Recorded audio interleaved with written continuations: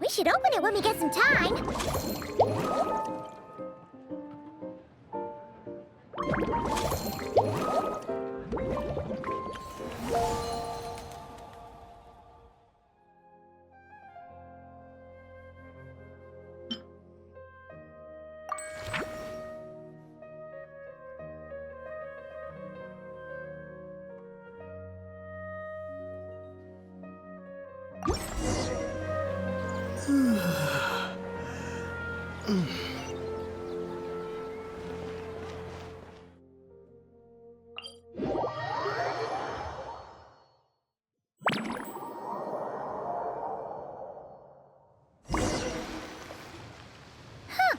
Weird.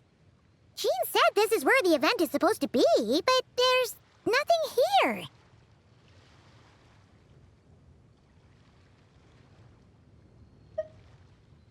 Oh yeah, now that you mention it, this is where our journey officially began.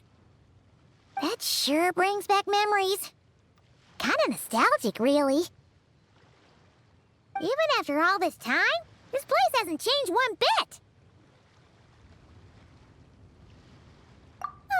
Varka's getting all sentimental and poetic. Well, we still need to find Jean and the others. Let's have a look around. Yeah.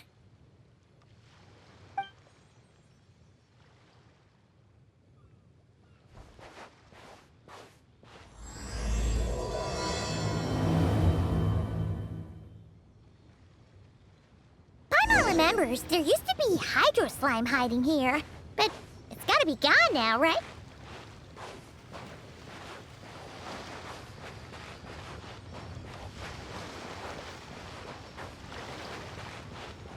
Whoa!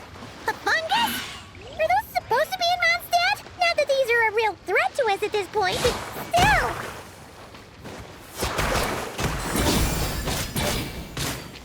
Yeah! Yeah!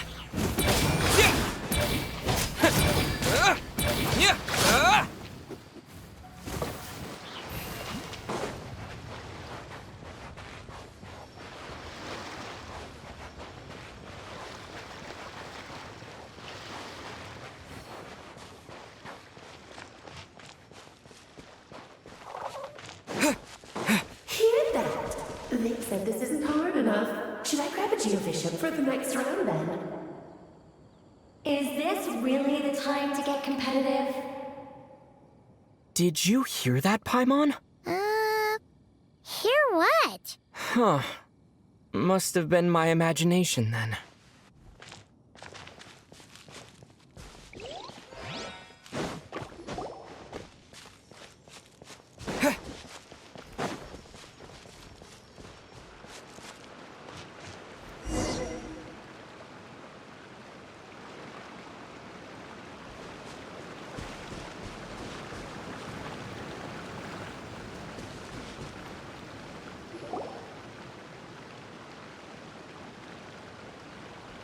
Huh? Why did someone hang Jumpy Dumpty mines all over this tree? What? But they don't look alike. You can't even eat them. Hold on. Could this be an event setup thing? Not a lot of people come here, but a bomb's still a bomb. If someone gets hurt by accident, Clee's gonna get marched off to the confinement room again. Yeah, but let's take a picture with the camera before we take them down. First the fungus, and now this? Something weird is going on. If it turns out not to be event-related, it'll be good to have a record of what we found. You couldn't just compliment Paimon's smarts like a regular person? Whatever. Paimon will take it. Better than being called emergency food, at least. Anyway, it never hurts to be careful. We've seen through lots of tricks, but we've also gotten the short end of the stick a bunch of times, too. Paimon likes the optimism. Come on, let's get that picture taken. Then, get rid of these bombs.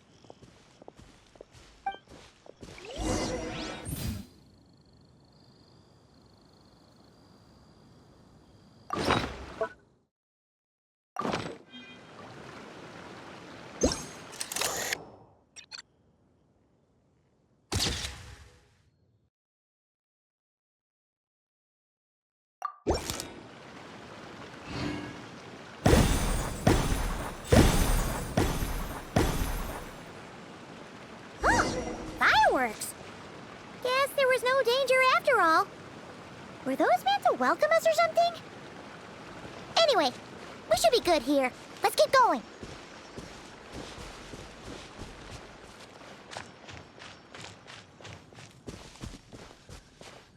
Huh. What was it Paimon said back then? Ah, right. Oh, wow.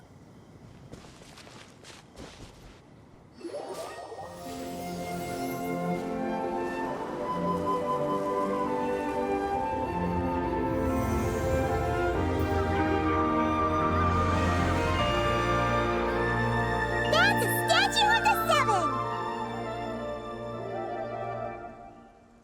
Among the seven gods, this god controls the wind. You remember too. It's weird though. It seems like there's something different about it. Let's take a closer look.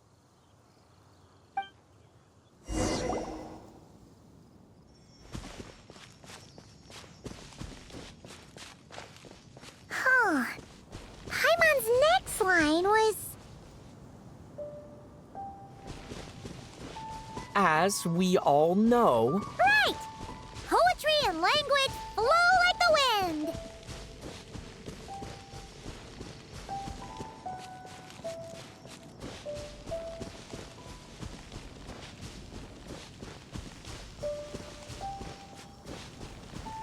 Look! There really is something wrong with this statue of the seven!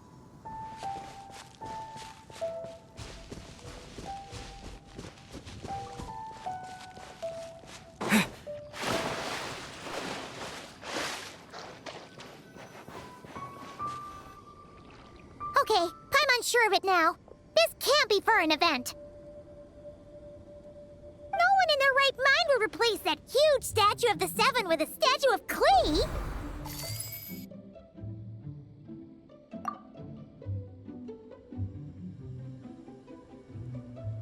Yeah, and well made too. But that's not the point. You're not weirded out by this?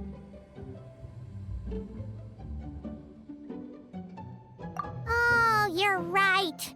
This must be Alice's doing.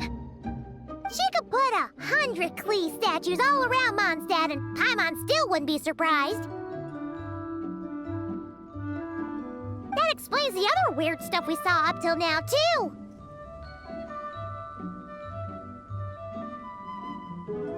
She must have asked Jean to write that letter so we'd lower our guard. No, wait! Maybe that was Alice just pretending to be Jean. Paimon wouldn't put it past her. Yeah, Paimon's not upset. The surprises were nice, and this statue is pretty cool. Plus...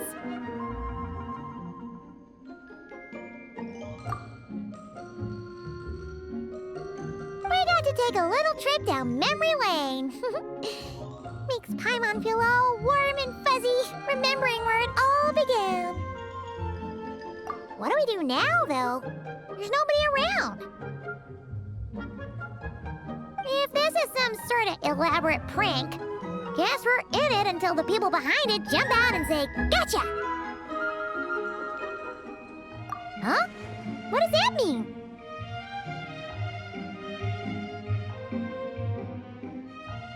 Oh, yeah. And there could be even more. Guess all there's left to do is touch that statue and find out. Maybe it'll give you the power of pyro or something.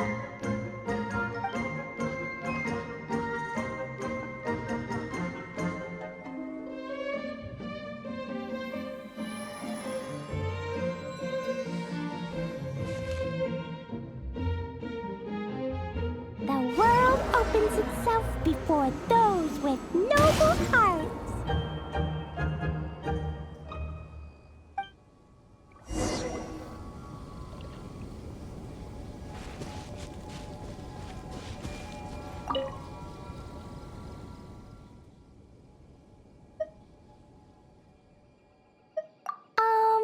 Klee can't reach those from here, and Master Jean says it's not polite to just take people's things. So, pass them to me when no one's looking, okay?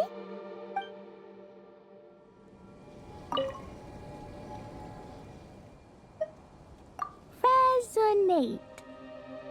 What does that mean? Oh, wait! I know! It's like how I'm the Spark Knight and you're the Honorary Knight. So, we resonate.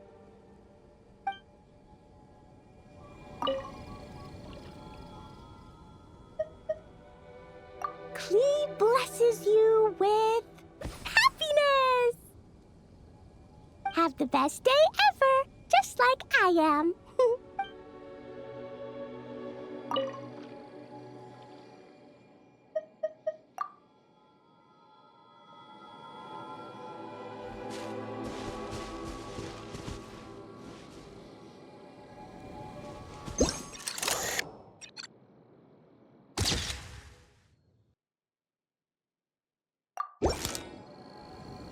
Sparks and splash! You were right!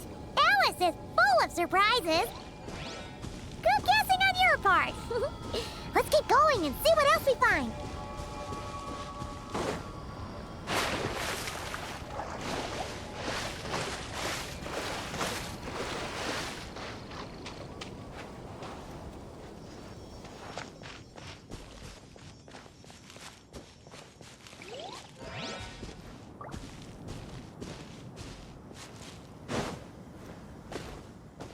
Go now. Yes, now or it'll be too late. Whoa!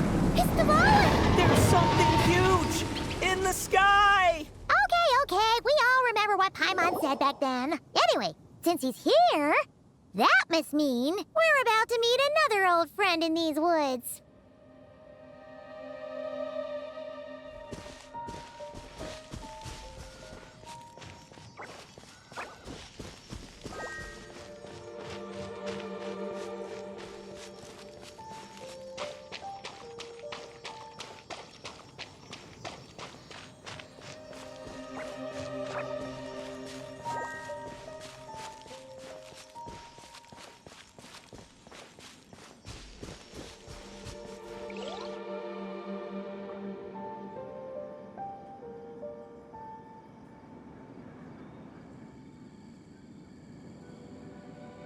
Look! There he is!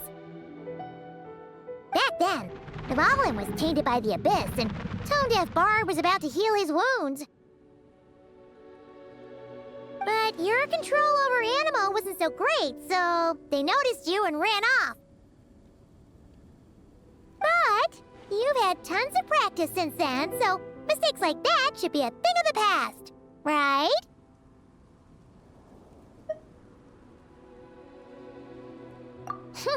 Sure. Here goes nothing.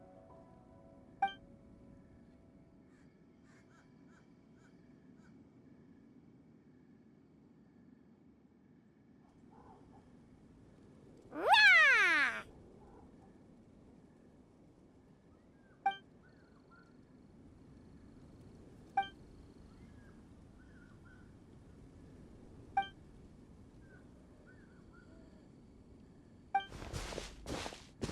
Well, this is awkward.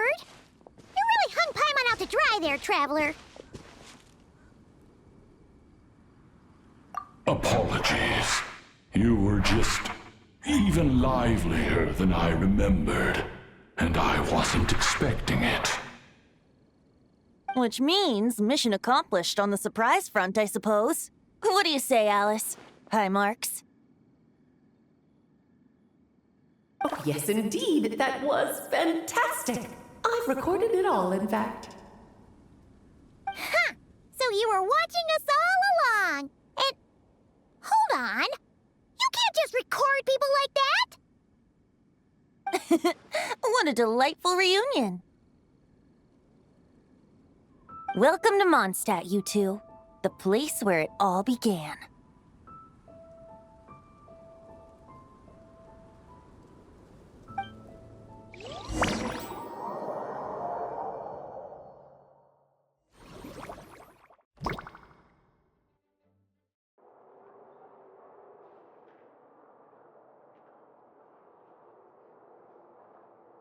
lovely to see you, dearies. So what's the verdict? Did our special welcome ceremony meet the mark? It was very... you, that's for sure. Paimon can't believe the Knights of Favonius let you go that far. Where'd you move the real statue of the Seven anyway? Oh, gracious me. You still haven't figured it out.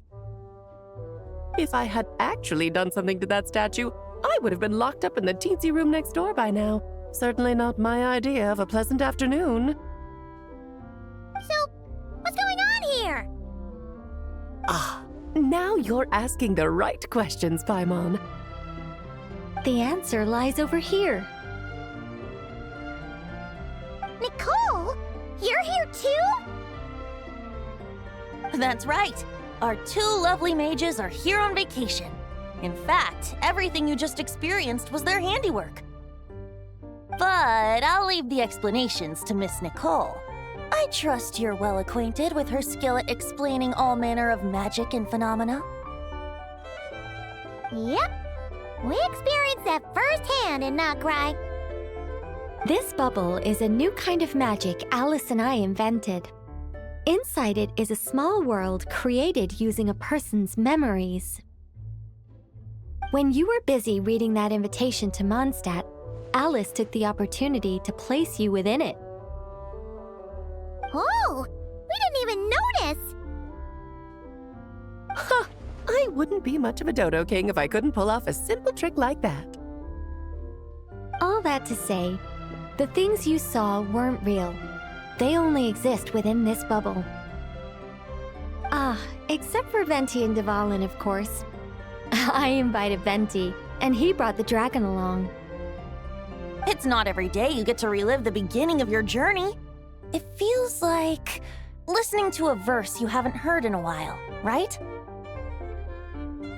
You might not remember the name or melody, and still, you start humming along in no time. I'm assuming your trip down memory lane was similarly nostalgic. So does Jean know about this or not? Paimon's starting to think that invitation letter was a fake. Oh, no. Jean wrote that herself, I assure you. I wouldn't dare forge a letter under her name. Huh. So you do draw the line somewhere. Whew. Not with my daughter in her clutches. If you ever become a mother, you'll understand. Oh, come on! It's not like she's being held hostage. The point is, this magical bubble was created at the request of the Knights of Favonius. With the expedition in Nocry coming to an end, the Knights will be home before long. Varka thinks it's better to give people time to reunite with their families, so he told Jean to hold off on a huge welcome reception for now. Of course, Jean has her own thoughts on the matter. You can get the details from her soon. As things stand, we're keeping the reception small, but there will be some activities. This magic bubble is one of them. The returning knights can use it to catch up on all the major events that have occurred in Mondstadt while they were gone. Simply put, it's a reenactment of your adventures. Indeed. The ultimate goal is for everyone to have a chance to take part in the excitement. So, what about the parts that took a few, creative liberties? Oh, those were there because the bubble world is still being transcribed and debugged. Memories are easy to extract, and the resulting information density is fine, but it's not exactly a stable medium. If memories are the only thing used to recreate a world, it's hard to ensure a lack of deviations. For example, these memories belong to Venti, but even for someone like him, whose memories are quite reliable, there is bound to be some variance.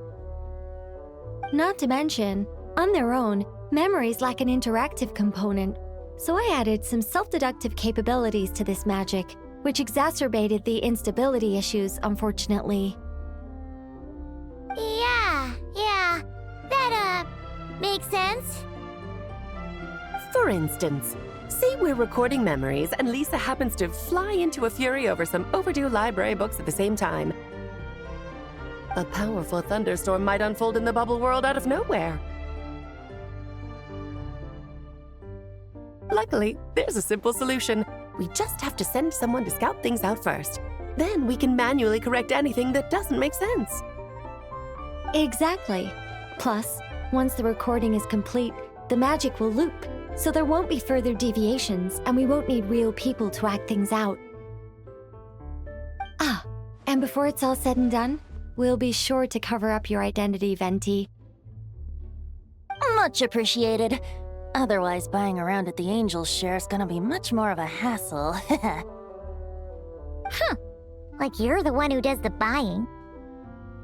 It's settled then. We'll allow you to be the first to relive these precious memories, and in return, you'll be our eyes on the inside. Yeah, but it sounds like fun.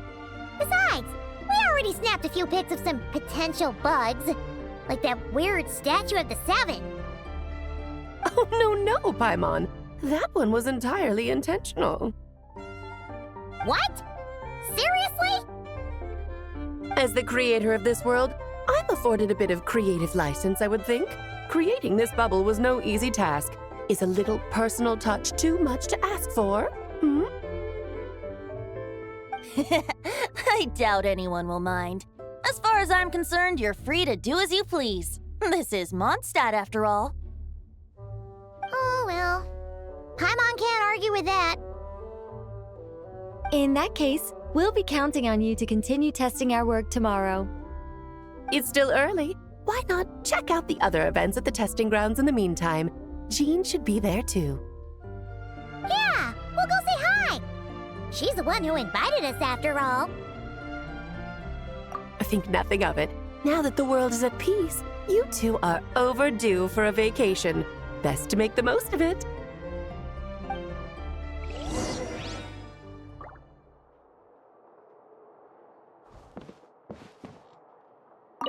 Dvalin appeared a little late, but his sparks and splash triggered a deep magical reverberation. Background music needs to start half a second later. I should put another instance if and now the diagnostics are failing? I just don't get it.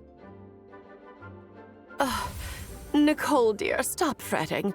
You're projecting rather loudly, you know. Every detail is within your control, huh? Color me impressed.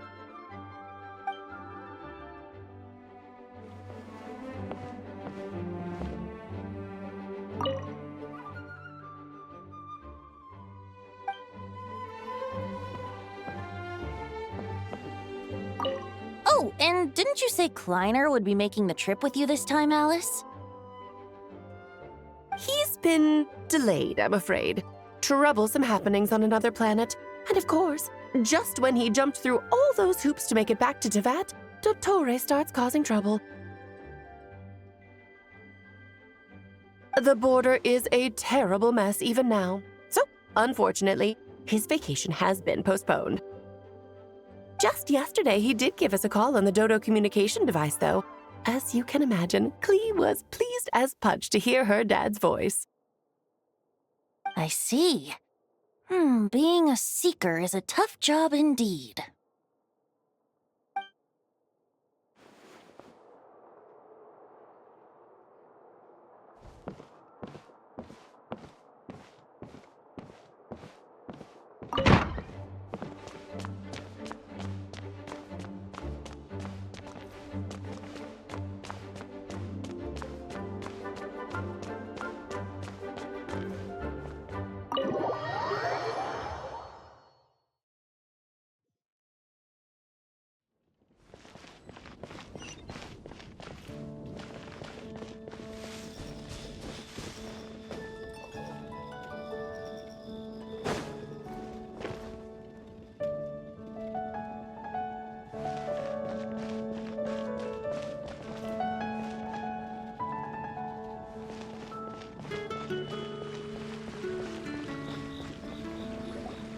Yes, good work.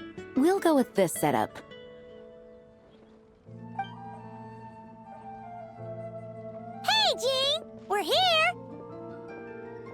Honorary Knight, Paimon, welcome back. Did you have a good time in Alice's magic bubble? Yeah, it was so cool! Paimon's looking forward to getting back in there tomorrow! I'll be sure not to spoil it then. I imagine you might be interested in what went into the preparation, though. I loved the idea when Alice brought it up, but I knew it would take a great deal of reenactors, not to mention recruiting Dvalin. Luckily, Venti, or rather, Lord Barbados, agreed to help. After that, I opened up recruitment to the people of Mondstadt. Countless volunteers jumped at the chance to reenact your stories, Honorary Knight. It took me 2 days just to read through all the applications. A lot of people have gotten involved, and that includes quite a few familiar faces as well. Are you one of them? Yes, according to Alice, I'm one of the leading ladies. Yeah, there are other activities here too, right? Sounds like there's a lot on your plate. Ah, well, such are the duties of the acting Grandmaster. I'm used to it. For those of us who have been holding down the fort, so to speak, the return of the expedition team is a matter of great importance. The Grandmaster contacted me and said not to organize a grand reception on their behalf, and I understand where he's coming from. I'm sure the team will be exhausted upon returning, and making a big fuss might just tire them out further. Paimon's sensing a butt in there somewhere. Tone-deaf Bard said you had other ideas. Yes, well, those of us here in Mondstadt have been awaiting their return for a long time. Resuming normal life after such a long expedition will be quite an adjustment. An official welcome might help them feel at home and reacclimate to life here. Not to mention, it's a chance for the people to show them no matter how long we've been apart, we're still family. Yes, absolutely. And I don't know, perhaps I am overstepping. I just hope the Grandmaster isn't too upset. So, besides the whole bubble thing, what have you got planned? Here, I'll show you. First, this is an arena we've set up to showcase Favonius blade work. The cavalry company is in charge of this one. I'm sure there will be some exciting sparring sessions. Ooh, that means we'll get to see Kaya on stage! That's right. Compared to me, he's much better at keeping things interesting, even when the subject matter is quite serious. I can think of no better person for the job. You're as modest as ever, huh, Jean? Over here, we're running a wind glider speed shooting event. It's not hard to guess who's in charge of this one, I'm sure. Yes, her gliding skills are top-notch, and she's quite creative when it comes to event design. Be sure to check it out when the time comes. There's also a booth that will serve as a reception area where people can relax and chat with each other. A few simple games will be available as well. Hertha is in charge of the drink stall, but we're still working on the menu. Well, the more alcohol options, the better, I think. The expedition team likes the strong stuff. Fair point. Huh? What's with that face? Grandmaster, you're back? Has the entire team returned as well? Well, apologies, we're not quite done with the preparations, but I assure you, it's limited to what you see here. We're exercising the utmost restraint. Hey. Relax, Jean, relax. No need to get all formal with me. I split from the group to make it back first. Pretend I'm not even here. Besides, I knew you'd want to surprise us, no matter what I said. Oh, I see. If I didn't tell you to put on the brakes, I knew you'd go full throttle and start planning the next Ludi Harpastum or Windbloom Festival. You put so much pressure on yourself, diving headfirst into the deep end without thinking about how much is on your plate. I just didn't want you to overwork yourself, that's all. Oh, wow. That's actually really nice of you. Well, looking out for my fellow knights comes with a job. As for the event, food, drink, and fun in spades without too much pomp and circumstance. Yeah, just like a Mondstadt festival should be. The team will feel at home in no time. That's far too kind, Grandmaster. But thank you. I mean it, you know? Just trust my judgment. Anyway, you two got a sec? Now that I'm finally back in my old stomping grounds, let me treat you to a meal. I'll even introduce you to the Good Hunter's secret menu. Oh, nice! Paimon's never heard of that before.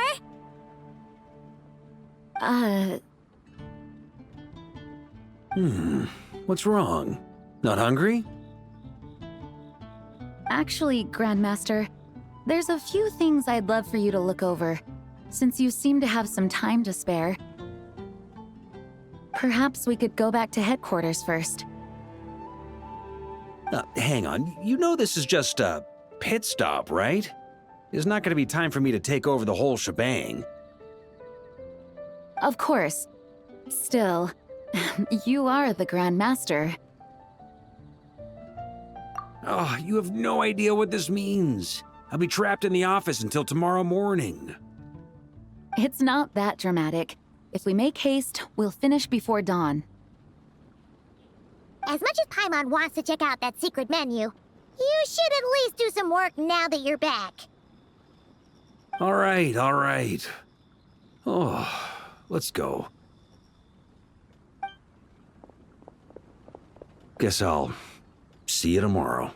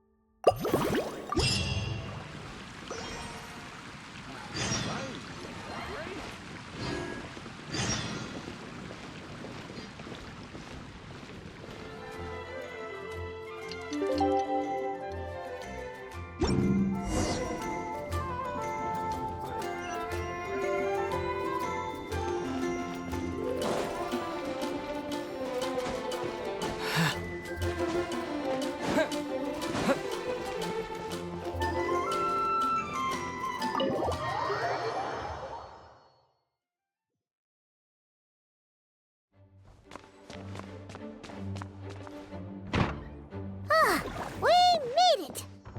Wow, the whole gang's here! Even Master D-Luke! Wow.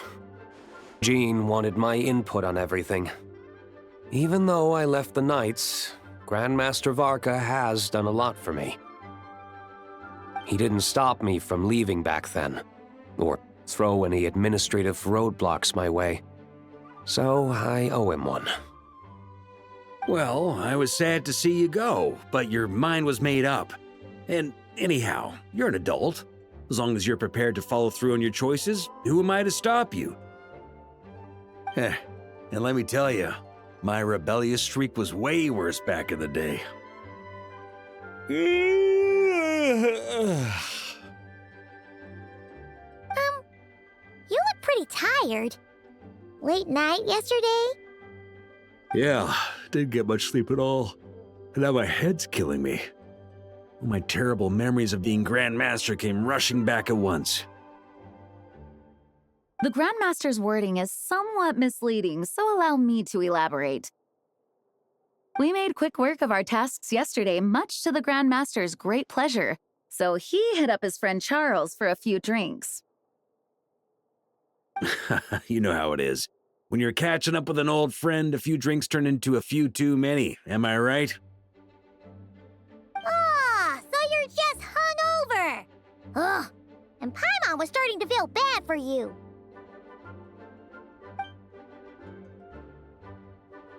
I see. Understood. I just received word from the knights stationed at the venue that the setup is complete. You can start today's story at any time. Ask away.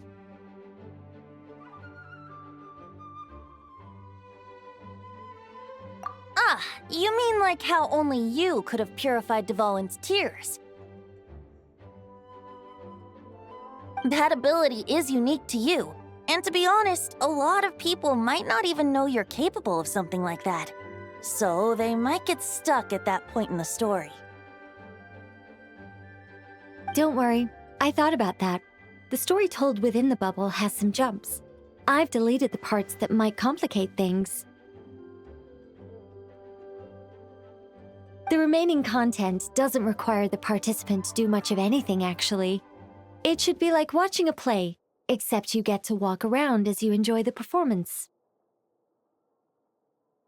Wait! But we ran into a combat encounter yesterday when that fungus jumped out at us! We'll take care of that. Alice and I want this to be an experience even a child can complete without trouble. The parts you're testing today are more stable, so there shouldn't be too many bugs. Of course, when you access the dicier sections, be sure to keep our vision in mind. Speaking of Alice, where is she? Chloe demanded some playtime with her mom. And of course, as far as Alice is concerned, nothing is more important than a request from her daughter. Yep, that checks out.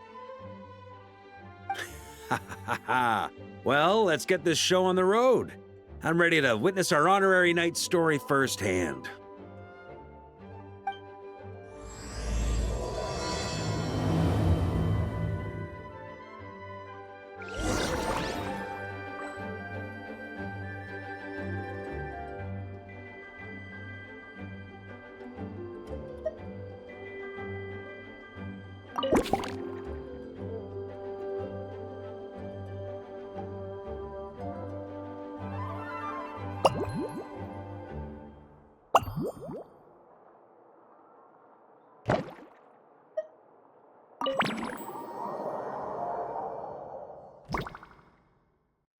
Whoa! Dizzy! That's gonna take some getting used to. Why didn't that happen the first time?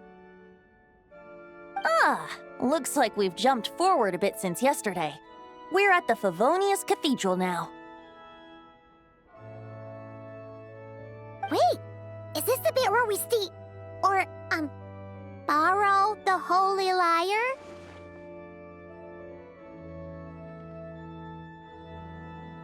Yeah, I'm not sure about this. Also, why is Tone Deaf Bard the only one here? What about Varka and the others? Don't worry, I'm sure Nicole has it all planned out. See? Here comes Diluc now. Word from the Knights of Favonius is that the Fatui are planning to steal the Holy Lyre der Himmel. Unfortunately, that intel came a little late. A conflict between the two parties is ensuing inside. If the Fatui succeed, we'll miss our chance to borrow the lyre. Come on, let's go help the Knights.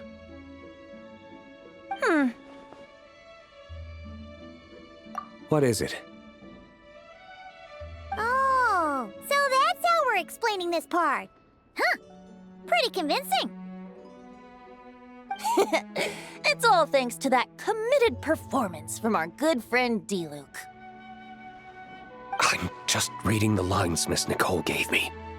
You need to play along, okay? The cameras are rolling. Don't worry. Our operation isn't that strict. If there are slip-ups, I'll just delete them later. Feel free to take a relaxed approach. Wait! That was Nicole's voice? Where's it coming from? Probably that small bubble. That's right. This is a kind of communication magic. The same one the Knights of Favonius used to get in touch with me earlier. If you get stuck at any point, you can contact me through this magic, and I'll provide a few hints. How very convenient. I suppose, given how the story is progressing, we don't have to worry about borrowing the Holy Lyre then. That's right. Obviously, we're not including the stealing part in this version of the story. After all, the Fatui were the ones who ended up with it. Borrowing, stealing, leaving out that detail doesn't change the direction of the story. Anyway, the Knights are currently fighting to protect the Holy Lyre. Varka and Jean are already in the underground area. We should head over as well. This is like getting to read the script before watching the movie! I wonder what would happen if, this time, we managed to catch the Fatui thief in the act.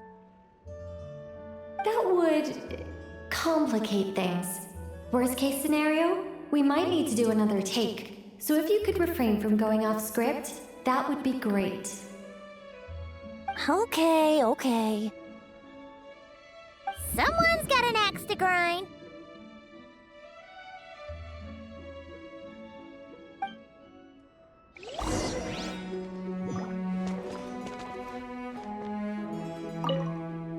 I doubt you need a hint for this area. Go on now. The underground chamber awaits.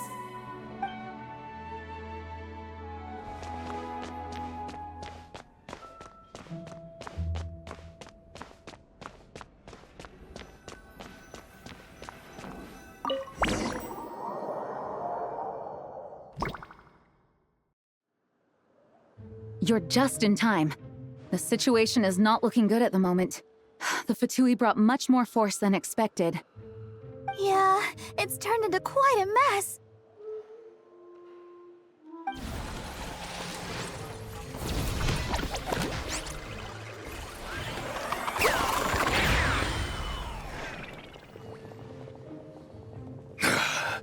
You're not bad, boy. Against the Fatui, though, you'll need to try harder than that. You ain't messing around, huh? Take this! Oh no! If this keeps up, the Holy Lyre's gonna be... Oh, sorry. Paimon can't do this. Nicole, shouldn't these people be wearing Fatui costumes at least? Yeah, it's kinda hard to get in the zone when our opponents look like average guild members. Let me see here. It looks like magical autoload has been disabled, so the Fatui costumes didn't appear. I'll get that fixed. Just ignore the problem for now and continue with the scene. Remember, this is a tense moment. Got it. In that case, I'll evacuate the members of the church right away. All right, thank you. As you see, Traveler, the situation is dire. We need to retrieve the Holy Lyre and get it back to headquarters. Looks like the Fatui are tied up fighting the Knights. I doubt they have the manpower to spare to deal with us. Which means, if we rush in, we should be able to retrieve the lyre. You all sure are getting into character. Okay then, let's go!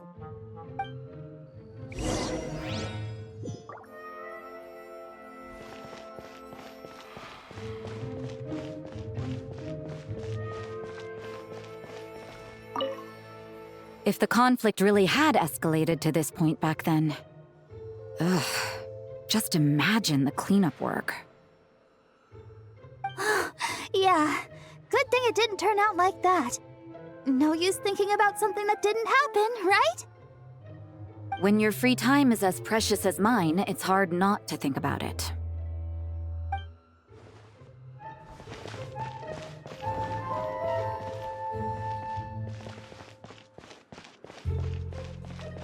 No entry. This place is under Fatui jurisdiction.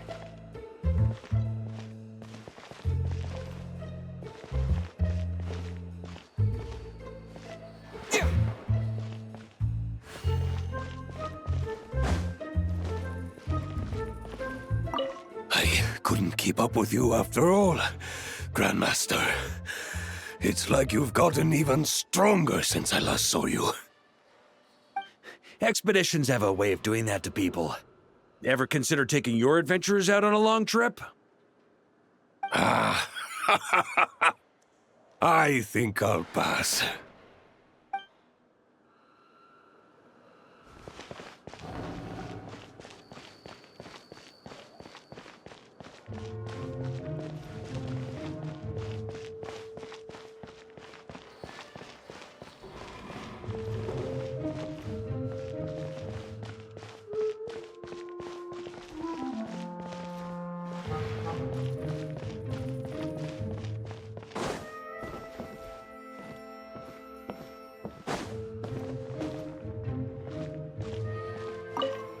I never thought I'd get the chance to spar with the cavalry captain.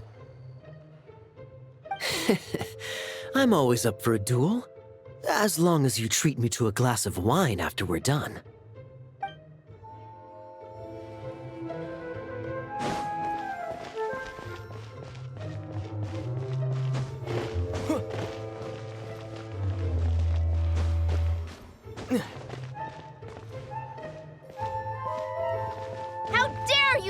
In our way.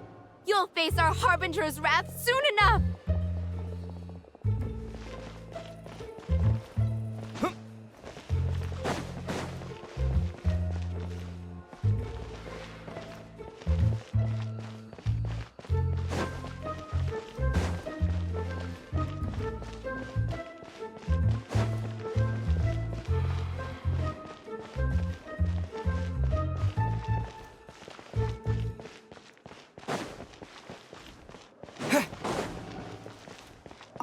What a coincidence. Or perhaps I should say, great minds think alike. Yes, well, this looked like the most relaxed part of the performance. I'd prefer to get this over with and return to my work as soon as possible. I'm assuming you feel the same, Miss Lisa? Of course. After all, this place suffers from a dire lack of comfortable chairs and good tea.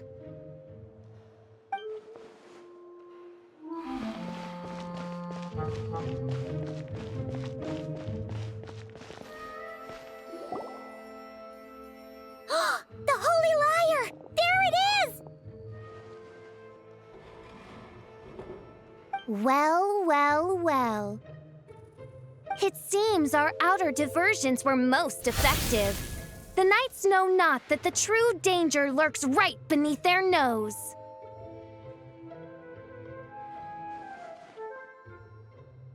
It's no wonder you're known as the youngest, most capable electro-Sisson mage in your unit. You can read our enemy like a book. No! We're too late!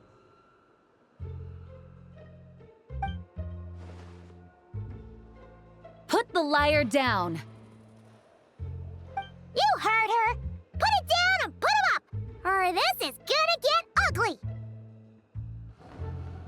Wait, why are you the only one with a costume, Fischl? Why, because I fashioned this headpiece myself, of course. How does it look? I am the spitting image of an electro-Sisson mage, am I not? And I suppose I look enough like an electro-Sisson as I am. Hold on. Trying to distract me with conniving conversation, are you? Ha! You underestimate me. To think I would appear before you without full confidence in my victory. Go forth, Oz. Sissons, take care of these pests.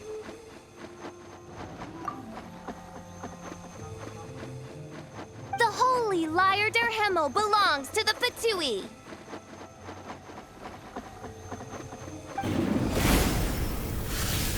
Whoa, that was fast. Mage-powered flight is something else. The Fatus is getting away! After her, quick!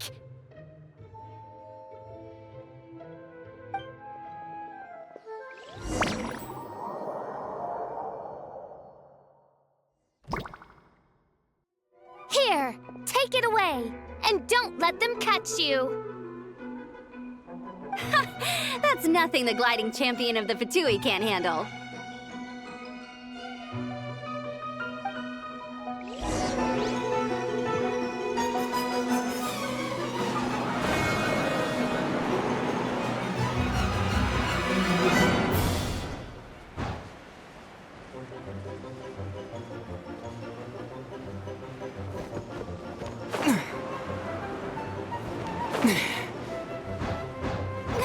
Hey! That goes against gliding regulations!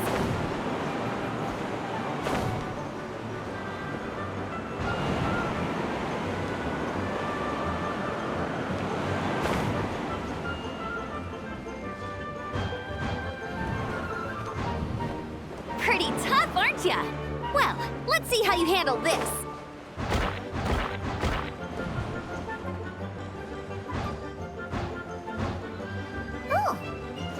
Paimon thought the Adventurers Guild were the only ones role-playing as Fatui. Just thought I'd lend him a hand. Fischl didn't have time to make me a cool hat, though. Amber's over there! Let's get ready to land!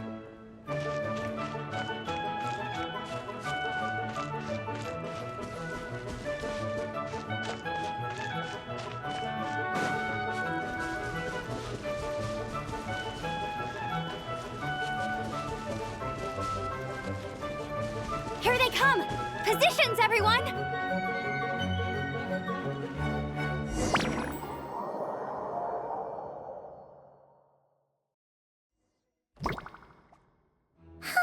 So this is where the chase ends this time. Wait a minute.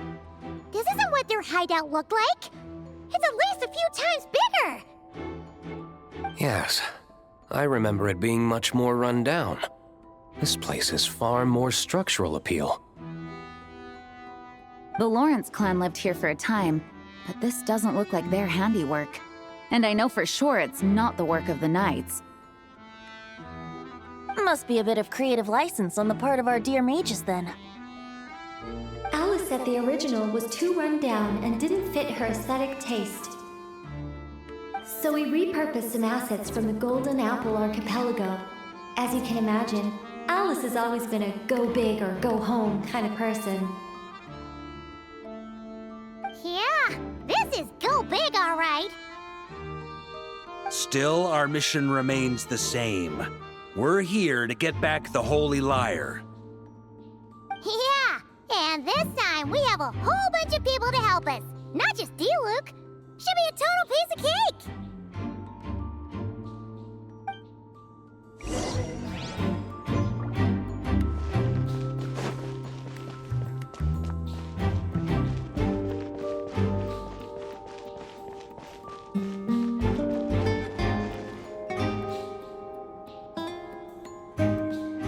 A human never doubts what their eyes see or rejects the ground beneath their feet.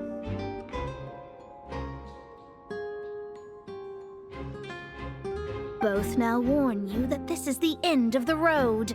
Give up and turn back while you can. That voice! Is that Mona? Mona? Oh, you mean Barbarloth's student. You know about her? But Mona came to Mondstadt after your expedition left. Well, I had regular contact with the Hexen Circle, so her name came up now and then. The whole thing about her messing up and being too afraid to go back? Yeah, I know that too. What? But...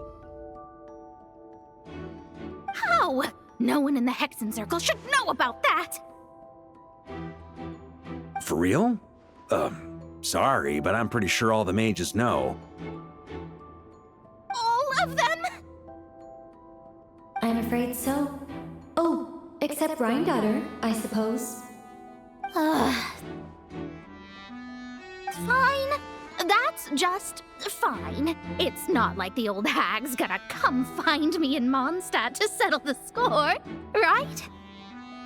Anyway, how do we cross? I'm not telling. Aw, come on. Don't take it out on us. I'm not. This is unrelated. Besides, I'm playing a fauteuil whose job it is to issue riddles. You can't just ask me for the answer. All right. Almost forgot about that. If you want the answer, think back to what I said at the beginning.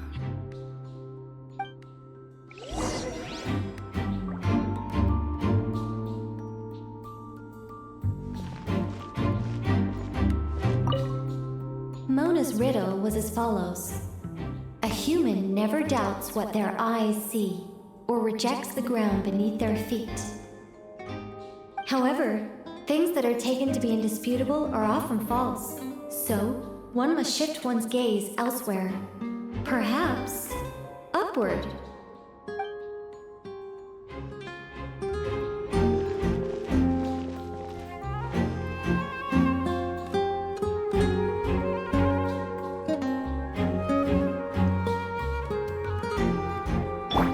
Brace yourself.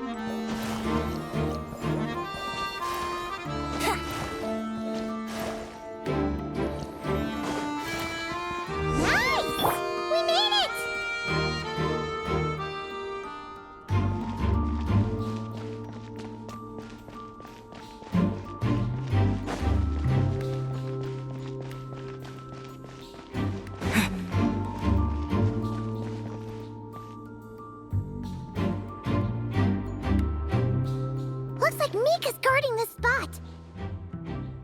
Oh, hey! It's been a while. Hello, Grandmaster. Hello, everyone. No. Wait, my line.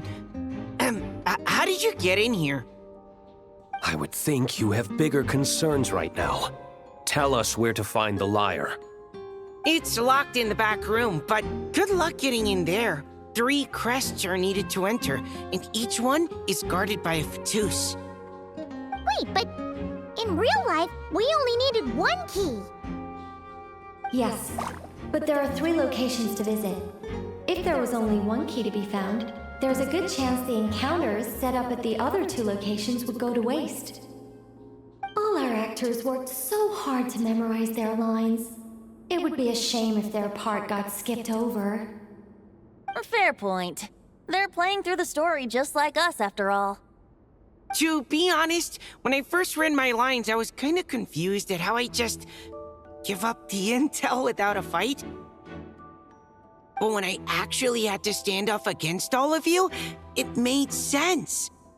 I mean, Mr. Diluc practically had me in a cold sweat.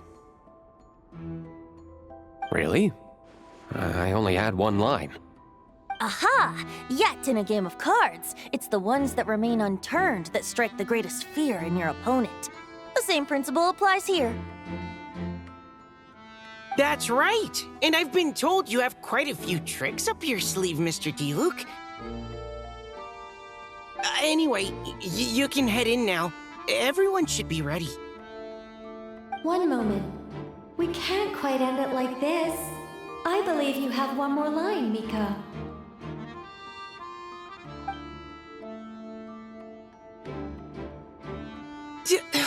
Do I have to say it? It would benefit the scene. All right. I told you everything I know. Now leave me alone. And off he goes.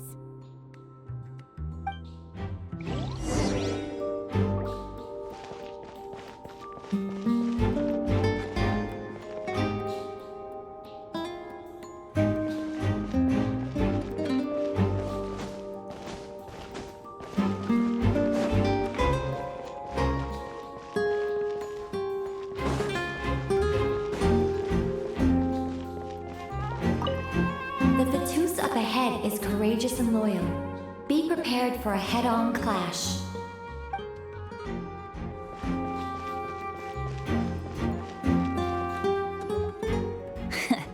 Looks like we were followed.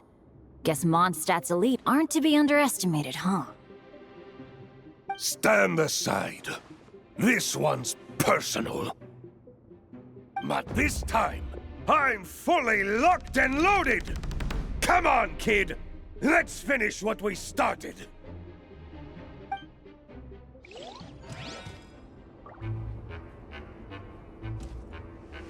Don't be a killjoy! We've only just begun!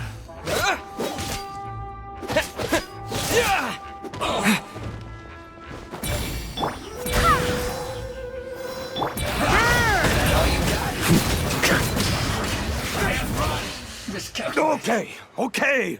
You win! Somehow this round wasn't quite as fun. Probably because you had to act like a fatus.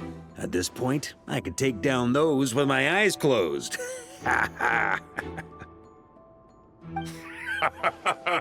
True! Guess I didn't stand a chance, huh? Oh, so you were the one in the Fatus costume. Does that mean the auto-load bug is fixed now, Nicole? It would seem so. Man, their armor is heavy, and not breathable at all. You're telling me the Fatui in Sumeru and Natlan also wear this stuff? I can't even imagine. Rumor has it, Fatui recruits undergo rigorous training. I feel like there's some truth to that after all. Well, even though we lost, Dad had fun for sure. Here's the crest I was guarding. You've earned it. Oh, and Bennett told me about what happened in Natlan. How you helped him navigate his past.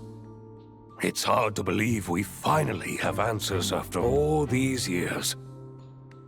So, on behalf of all the adventurers in Mondstadt, truly, I can't thank you enough. Well, that's what friends are for, right? Speaking of, how have things been since you got back, Bennett? Same old, same old. Bad luck included. But that part's nothing new, so I don't mind. I do miss the Asha, though. I hope I get the chance to show them Mondstadt someday.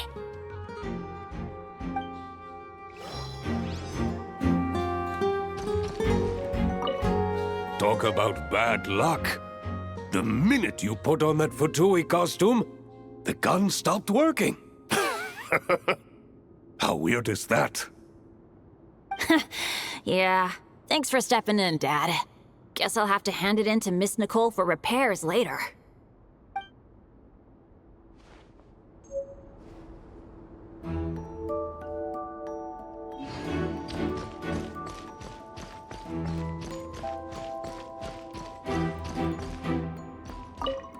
The Fatus up ahead is a pragmatist. You might have a chance to avoid conflict if you obtain the other crests first.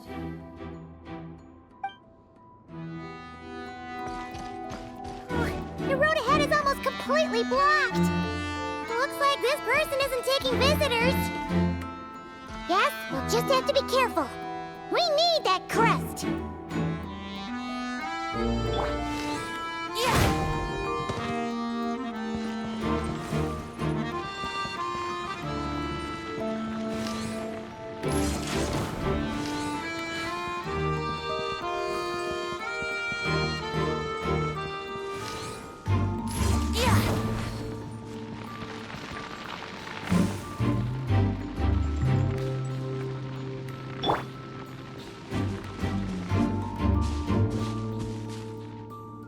coming here first? I'd reconsider if I were you. Ha! You've been warned. Continue at your own risk. Use of force authorized.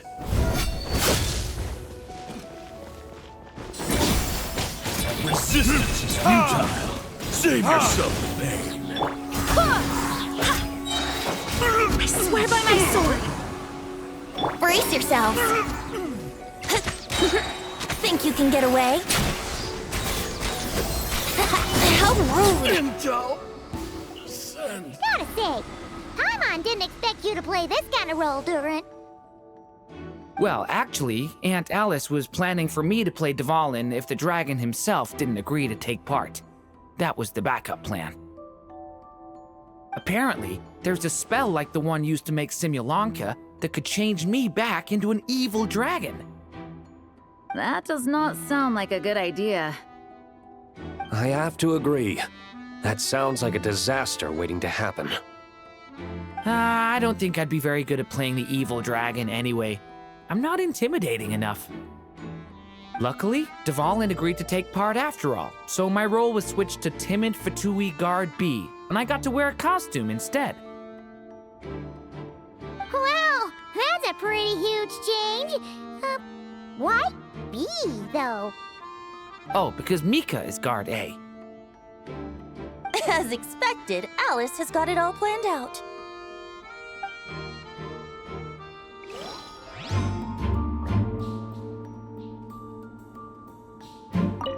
I'm just glad I didn't have to play the evil dragon in the end.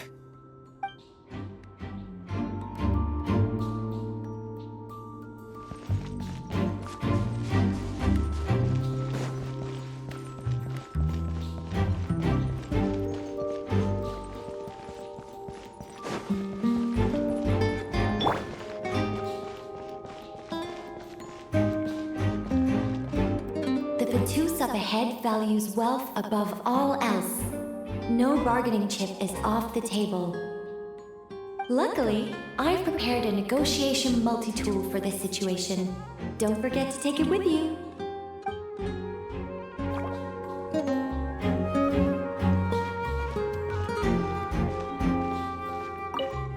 The Vatus up ahead values wealth above all else. No bargaining chip is off the table.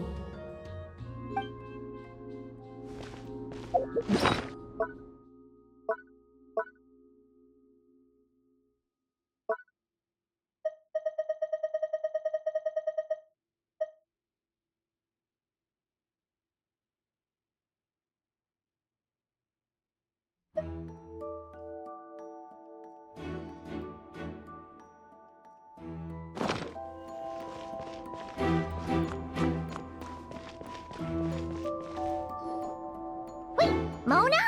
Again? What? The more roles you play, the more you get paid. That's what Alice said. I was hoping to do even more than this, but it is what it is. Anyway, the crest is with me. All I need to know is how much you're willing to cough up to get it. Let's talk business, shall we?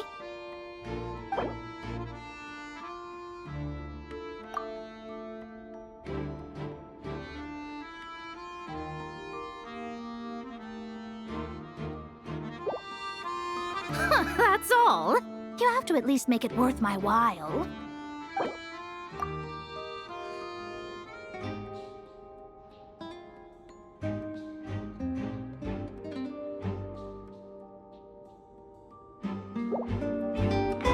Good enough for me. Gotta know when to fold, right? All right, here's the crest. Huh. And with that, I'm off the clock. Oh, and by the way, word has it you accomplished something major in Nodcry. You reeled in the true moon from beyond the false firmament.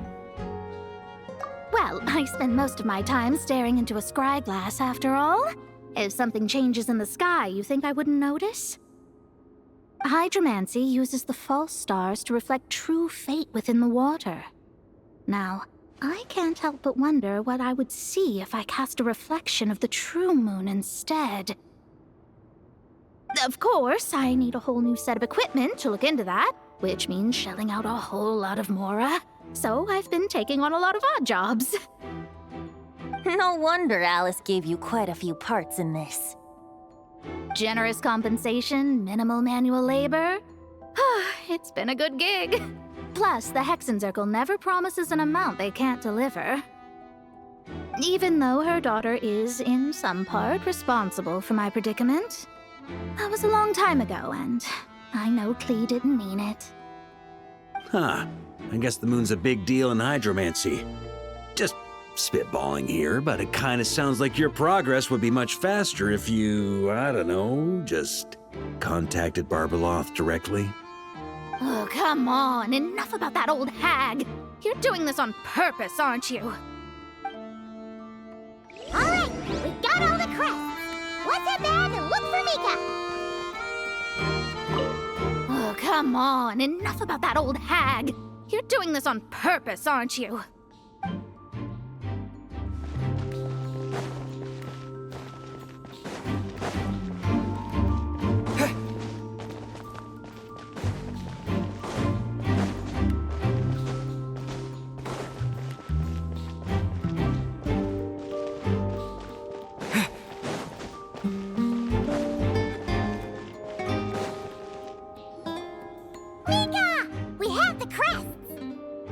All right. This elevator's a bit complicated to operate, so Miss Nicole asked me to help activate it. Just one moment.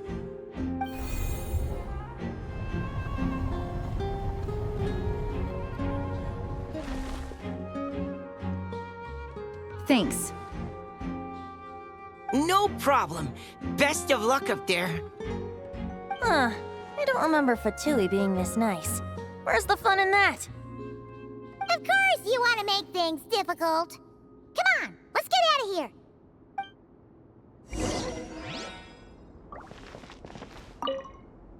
Best of luck up there.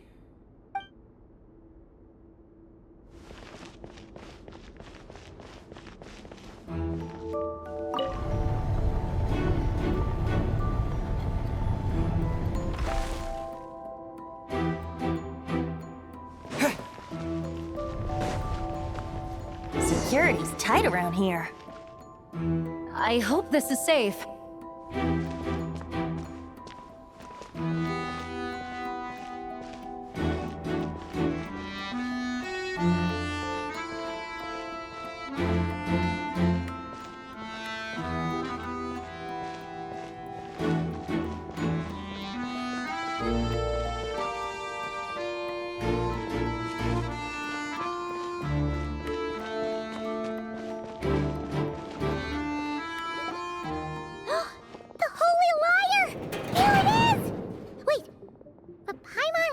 Something about a...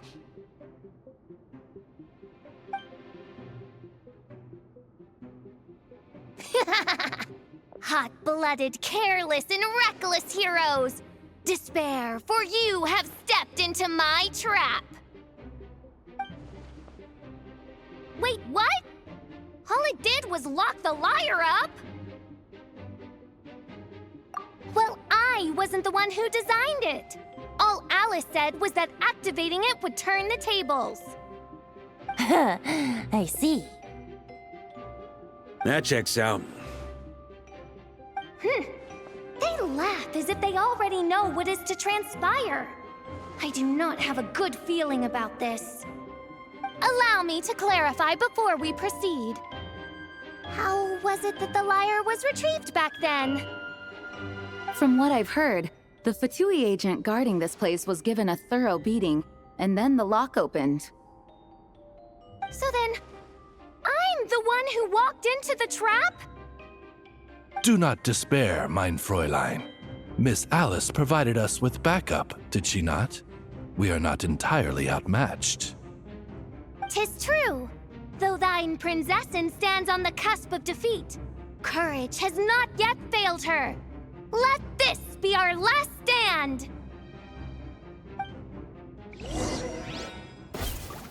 Come forth, forth, my loyal servants! Smite all who stand against us!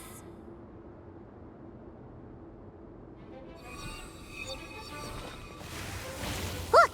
The ravens get confused if they don't hit anyone. Now's your chance! Group 2, reinforce!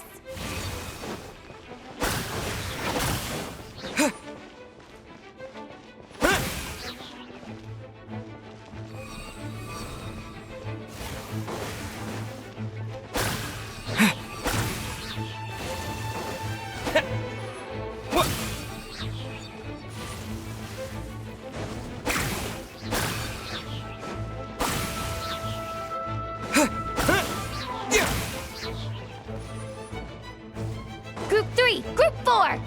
Oh, forget it. All of you, attack at once!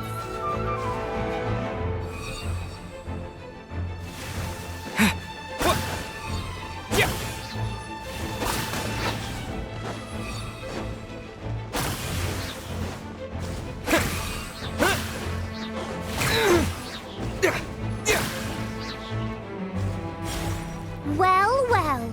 It seems I must send forth my most capable servant of all. He shall dispose of you in one fell swoop.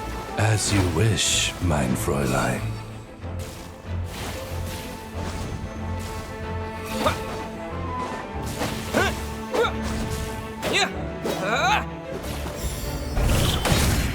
Yahoo! Predators?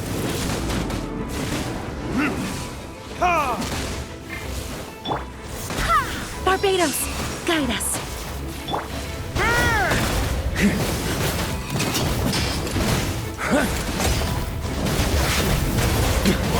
Our situation is dire, mein Fräulein. It seems this is the end of the road.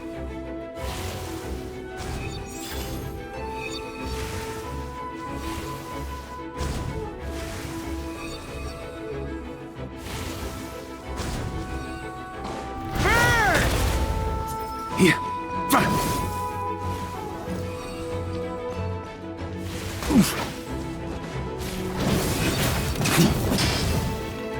All right.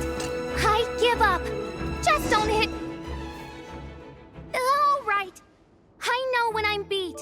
You win. You were brilliant, Miss Fischl. The recording was fantastic. I'm certain future participants will have a great time. Yeah! This role was perfect for you! Huh. Your praise is a compliment to your own good sense. Yet know that this is but the least of your princess's abundant talents. Huh. It doesn't look like the lock is opened, though. True. This isn't what we were told would happen. I doubt the mages want us to just break it open. It's not their style.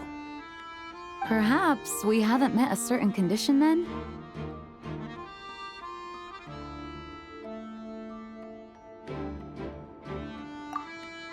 Oh, wait! Does that mean the beating up part has to happen for this to proceed? You dare place your princessin in such a scene? 'Tis an affront of the highest order! I'm afraid it may be the only way to end this, mein Fräulein. But not to worry. It's all pretend, after all. Very well. I shall allow this trespass, if only to bring this to an end. Just be gentle. Huh? Oh, right. Paimon's the weakest one here. Here goes nothing.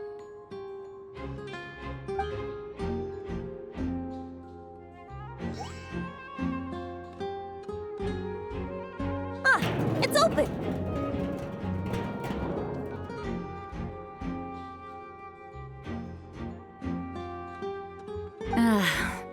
Miss Alice does love to tease, doesn't she? Congratulations on obtaining the Holy Lyre der Himmel. That's a wrap for now.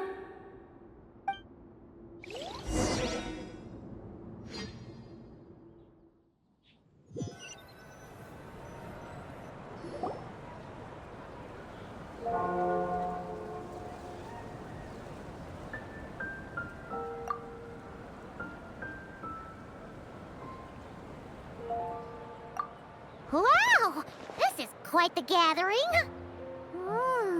And do you smell that? Is that the secret menu Varka was talking about? Oh, Paimon's stomach has been rumbling this whole time, so she's gonna dig in. Don't forget to grab some food before it's all gone, okay? Oh, hello. Did you need something? You know, we often threw banquets like this when I was little. But then, as more and more of our ranks left on expeditions and I was left in charge, the number of celebrations decreased. I'm not the most natural entertainer after all. Now, seeing a gathering like this after all this time, I can't help but feel a bit regretful for not keeping up the tradition. Well said, traveler. Barbara? You told me you wanted the expedition members to feel at home. But in my eyes, the feeling of home isn't something you can force. Home is what happens when we're all together like this. Oh, you're right. And you know what? I've been coming to the same conclusion. The location isn't the most important factor. No matter how far we get from Mondstadt, home is wherever we're together.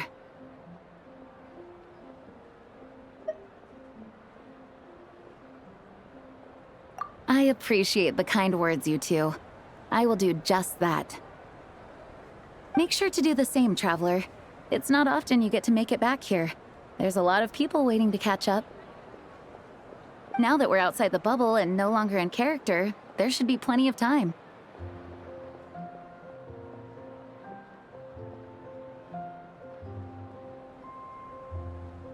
Hey! Honorary knight!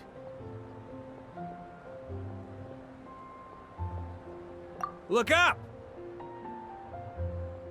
Pretty stellar view from up here, and the breeze is nice too. Care to join me? Oh, of all the places to sit, it just had to be there.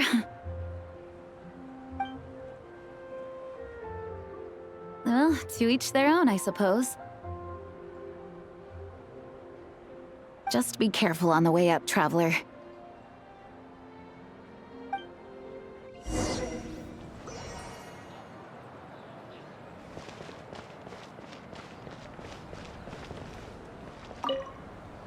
Wanna eat at our table? A whole bunch of friends are there. All right, let the relaxing begin.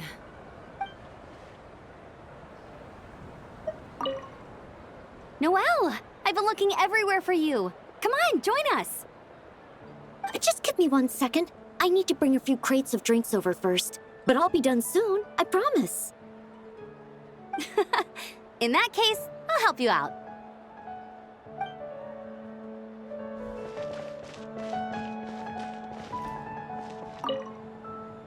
Don't worry. Paimon will save you a serving of every delicious dish.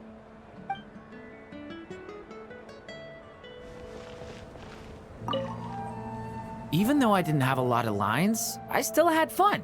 It kind of felt like being back in the Simulanka. Acting out a light-hearted script alongside a bunch of friends. It was nice to have a laid-back experience for once. Quite a change of pace from our experience in Not Cry, huh? Yeah, this was far less complicated. You can say that again.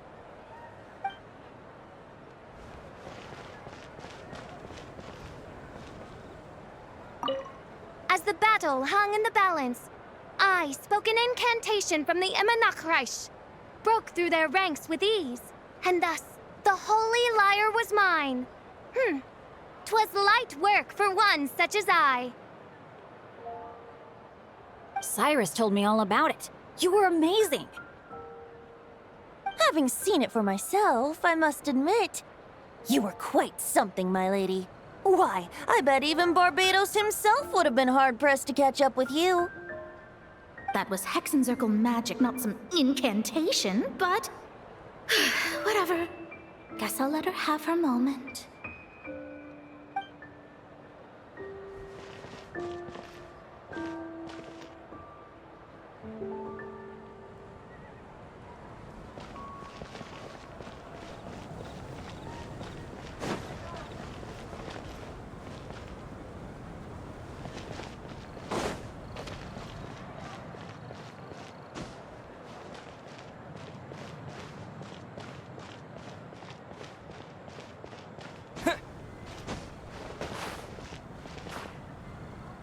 Have a seat. I come bearing drinks. Booze free, of course. You're welcome. Ah, well, that's what being home is all about, right? Letting go, feeling at ease. Figure we both deserve that after all this time. You think so? Glad to hear it.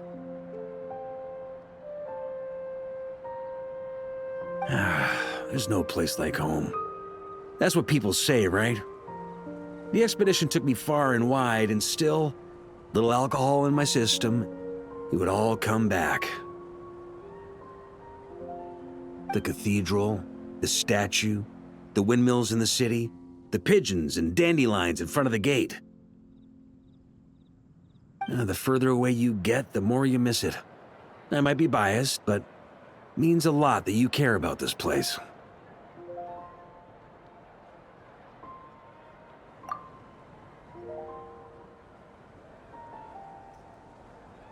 I get that. The people are what make Mondstadt what it is, too. All the carefree kids running around, livening up the place. Which reminds me, I never thanked you for helping Mondstadt out back then. It takes a special person to do what you did. Most people are helpless in the face of abyssal corruption. Considering their target was Dvalin, things could have been bad.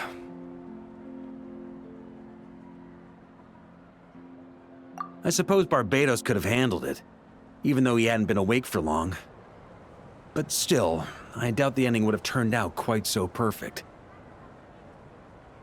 Dvalin is family to him, you know? Having to choose between the dragon's life and Mondstadt's safety, that would have been cruel. Not to mention, the Wild Hunt would have reached our borders sooner or later. We'd have been stretched thin without your help.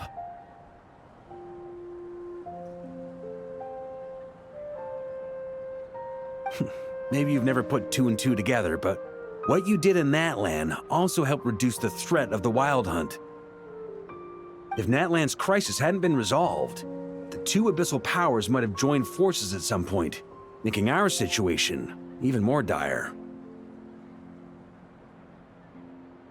Ha! Look at us, taking down the Abyss in two separate nations. Doing the Knights of Favonius proud, aren't we?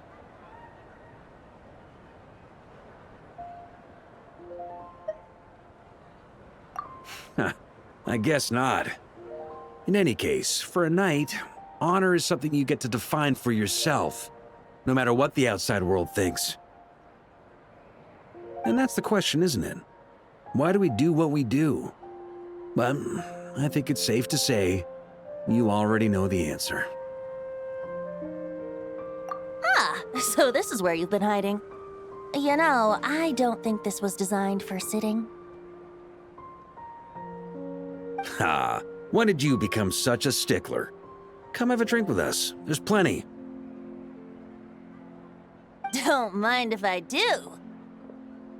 Grape juice? Again? You know, Charles would never let me hear the end of it if I started drinking without him. Disappointing, but understandable. Oh, I almost forgot. Since this banquet is also for the actors, I invited Dvalin. All right. Might hike up the bill a bit, but who cares? Haven't seen him in too long. Yeah, well, he turned me down. He never did like being the center of attention.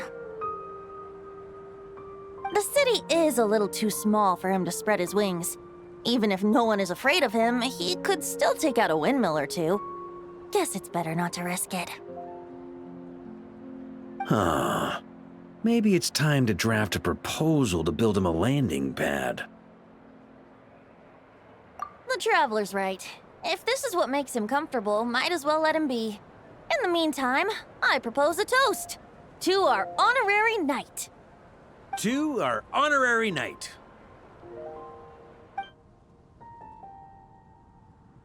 I often think about our parting at Windrise, you know.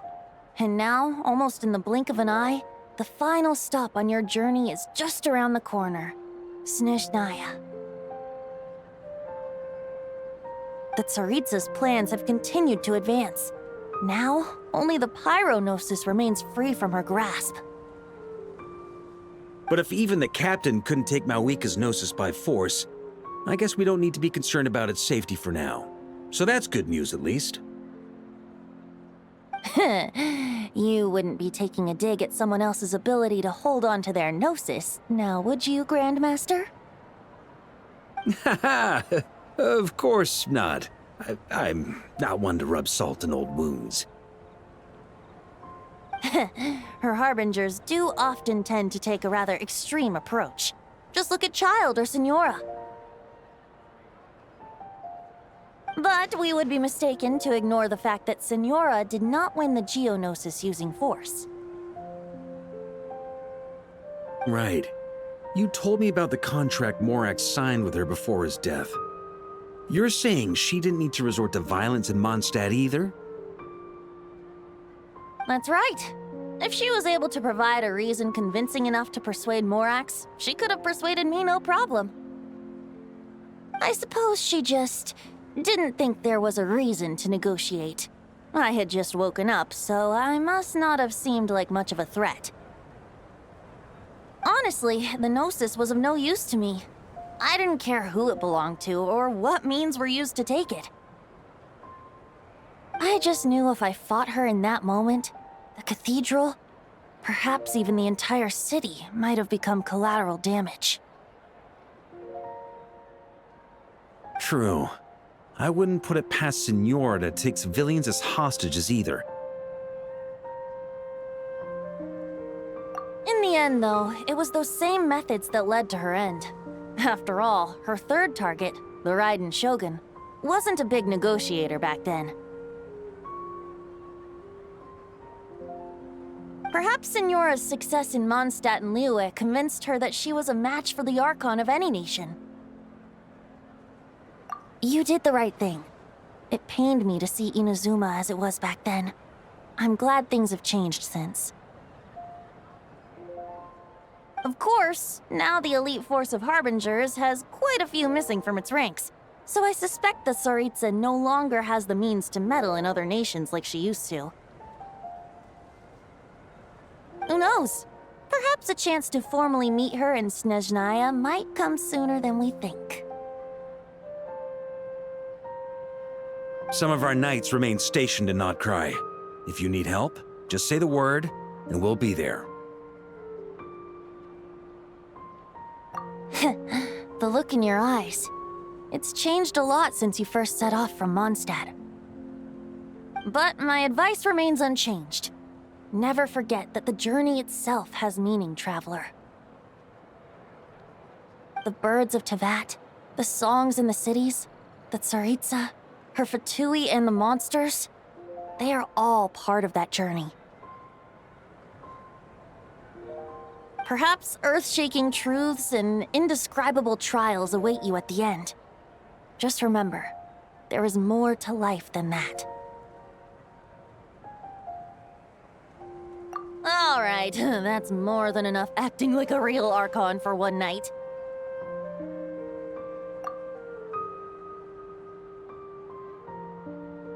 And still, not a sip of drink for dear old Venti at a time like this?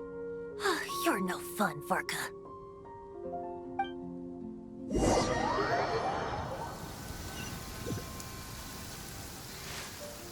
Dun dun dun!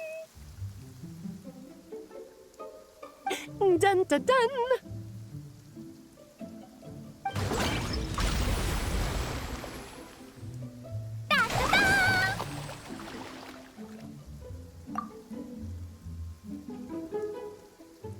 Da da da!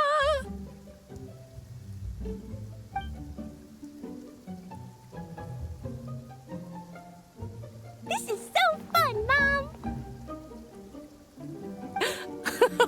I think so too. Come on, let's blow them all up! Mom,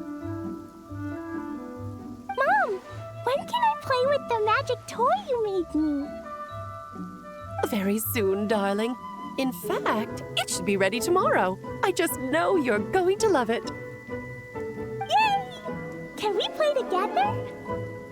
Why, of course. We'll have ourselves a splendid time.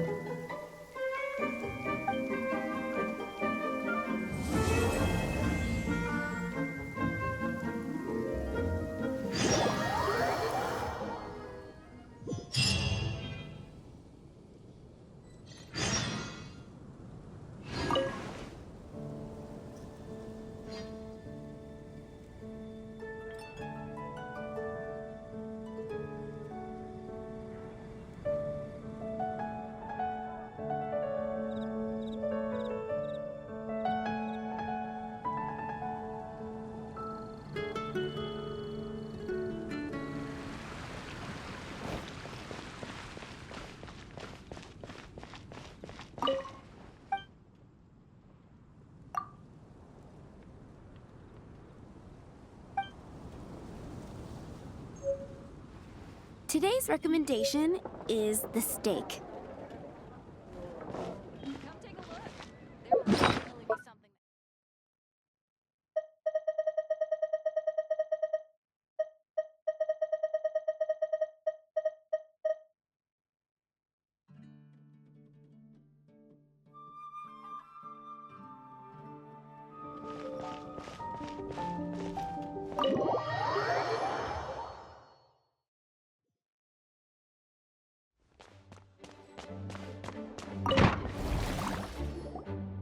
Alright, we made it! Time for round 2! Huh? Was this bubble this color before? Is something wrong? I'm not sure. It was like this when I came to check on things this morning. What? That can't be! How would the power of the Abyss even get in there? You sure know your stuff, Traveler. That's where my head went too. But I don't know. Something is different about this power. What does that mean? It seems to be in an embryonic state. Like an egg that hasn't hatched, the dark clouds before a storm, or an omen before disaster strikes. Of course, the world within the magic bubble is imaginary, so the same should be true of this abyssal power. At least for now. You created this magic, right, Alice? Do you have any idea what's going on here? Ooh, new magic does often come with its issues, so I can't say I'm entirely surprised something like this would crop up. As for a solution, however, I'm afraid I need more information first. One thing is for certain, at least. Given the current threat, we'll have to close off the bubble to event participants. My apologies, Miss Alice. I know you've made a promise to Klee, but I'm not sure you'll be able to keep it. Have we ever seen Alice look this serious? Unprecedented crisis notwithstanding, it's too soon to just throw in the towel. What we should be focusing on is how we're going to fix this. Are we talking about the Klee situation or the Abyss situation? Both. Now, I have my suspicions, but I'll need someone to head into the bubble and confirm a few things. It's not like we can avoid going in there, right? We have to nip this crisis in the bud, after all. I agree. We have to take action. All right.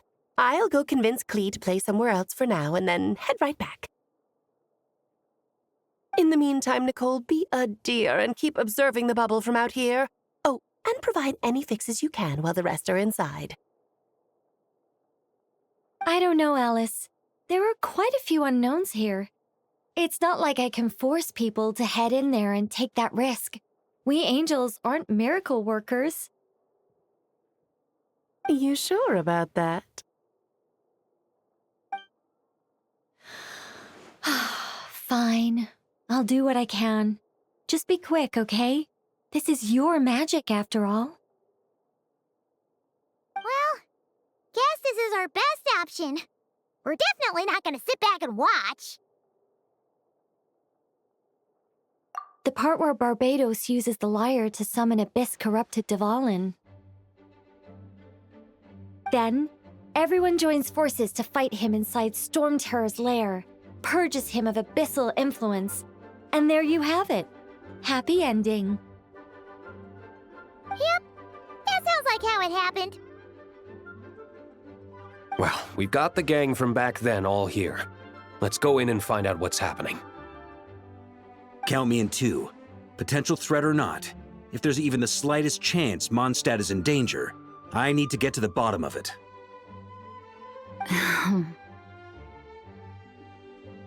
Jean? It's nothing. I was just feeling a bit, nostalgic, getting to work together like this again. Yeah. Yesterday felt like that too. Yes, but that was for fun. That which confronts us now is a real crisis. So I suppose the memories just came back to me all at once. Ooh, look at you getting all sentimental. That's a first. Well, I suppose I am a bit too high-strung most of the time. Hey, don't be embarrassed to say what you feel. I think that's how things should be. It's how we all grow closer.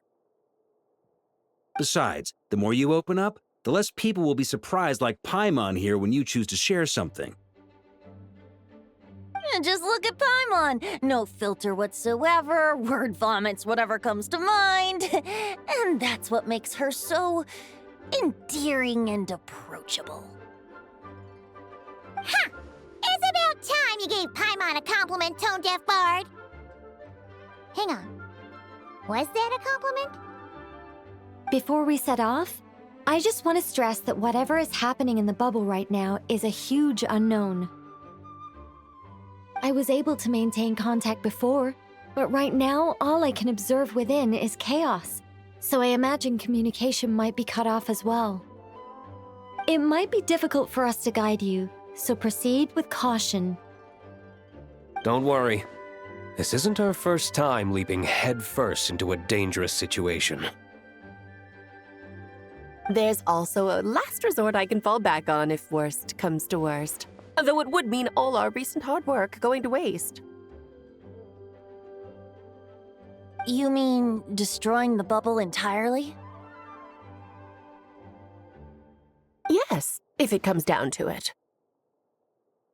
All right, I'll monitor the situation from outside and provide whatever external fixes and support I can in the meantime. Understood. Prepare for the worst, hope for the best. Sound good? All right, let's go.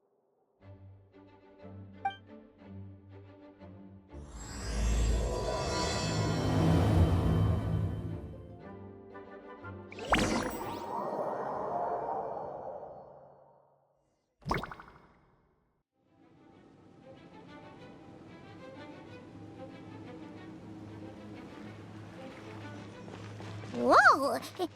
Is this Mondstadt? Didn't we all come in at the same time? Where are the others?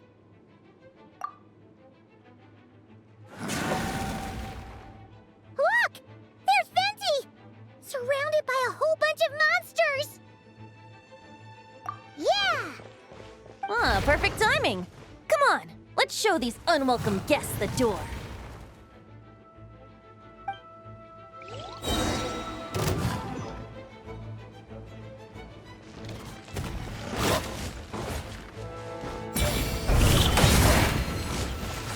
Think you can get away? Here we go.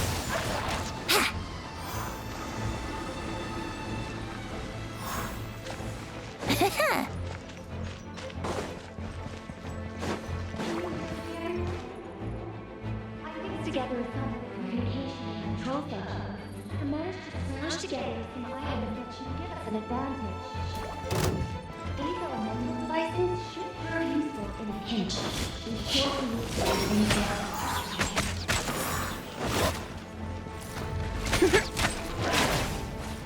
Let's play! Time for takeoff.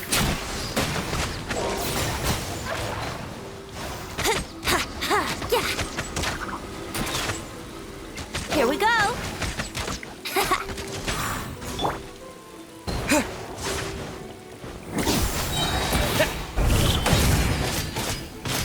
Yahoo!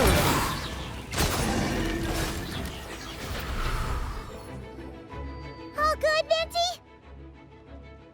Very much so, thanks to your timely arrival. But Mondstadt looks like it's in bad shape. Yeah! The city's crawling with abyssal monsters.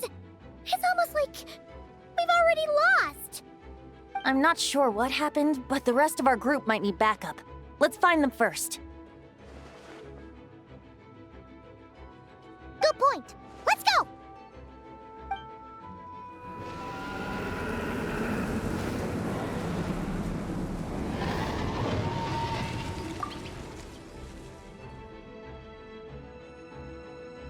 Look! It's Dvalin!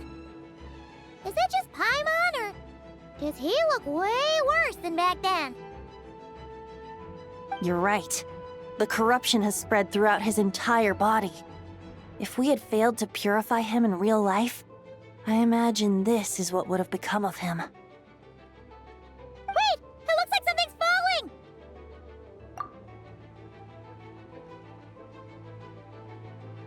It's his tears. Like the ones we purified in the past? Yes, but at this point, these tears are essentially crystallizations of abyssal power. If left unchecked, they will continuously summon abyssal monsters, and this disaster will never end. We also need to get our hands on one of them. No, this degree of corruption cannot be cleansed. Besides, we need them in their corrupted state if we want to summon Dvalin. I doubt the pure sound of the lyre can reach him in his current state. Sounds like this whole thing is still gonna end in a confrontation, though. Just like back then. Yes. I wasn't certain before Dvalin showed up, but now I'm sure this situation is more than simple chaos. It seems more like an alternate version of events, and I have some idea of how it came to be. Well, monsters abound no matter where we look. You choose where to go, and I'll follow.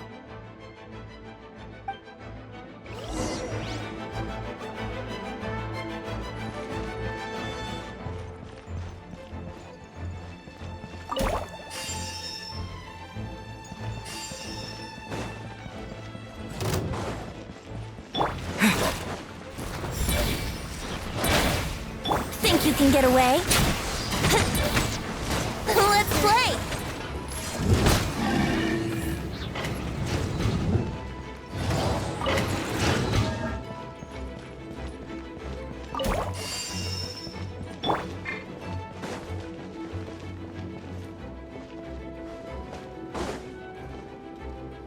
Look! It's Jean!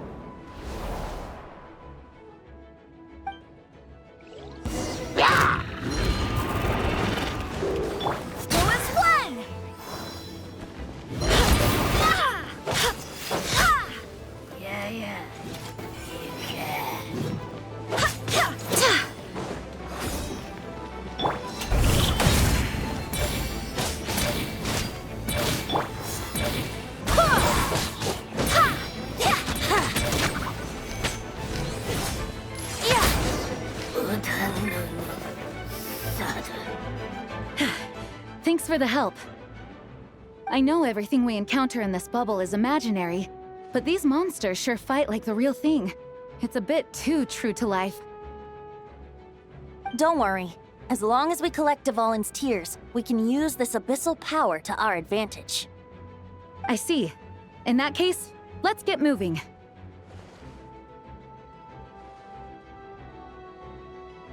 you seen Varka, by the way? We haven't found him yet. No, he might be at the upper levels. Let's search together. Right. I remember seeing D-Luke on the other side of the city. We should go help him first. Sounds like a plan. Let's go!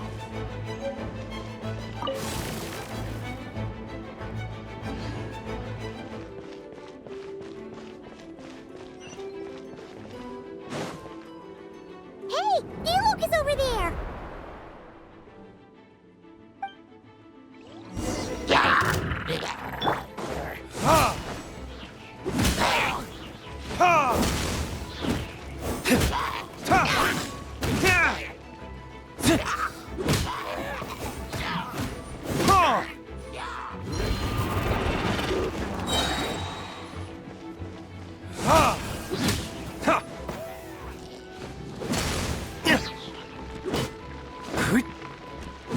Here we go! Go and fly!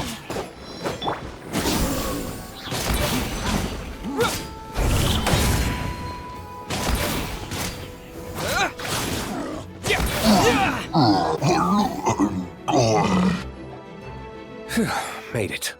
Thanks for the assist. It looks like Mondstadt is in dire straits. Did you see any knights or civilians on the way here? Then my initial suspicion could be right. The knights have abandoned the city and evacuated all civilians to a different location. Abandon the city? In the face of unrelenting abyssal attacks, it's possible they had no other choice. But none of that matters now. An empty city has its advantages. We won't need to divert our attention to protecting civilians, for one. Oh, and this thing. It looks like one of Dvalin's tears. I don't feel good about just leaving it here. That happens to be just what we were hoping to find. Let's take it with us. Wait, what about Varka? Have you seen him? No, I'm not sure where he is. We'll just have to keep looking. Better to find him soon than later. The Grandmaster is an exceptional warrior, but this is the Abyss we're dealing with. You can never be too careful.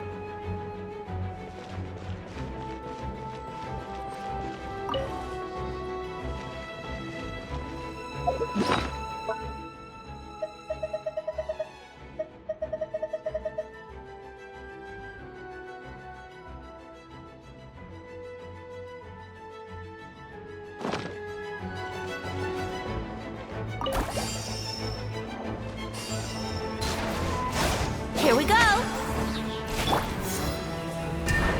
Let's fly!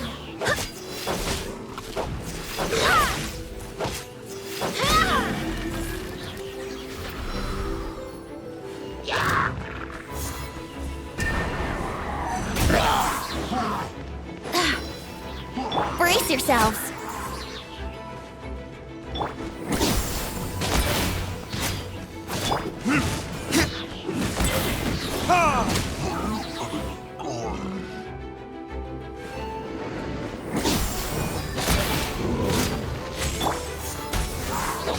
I swear by my sword!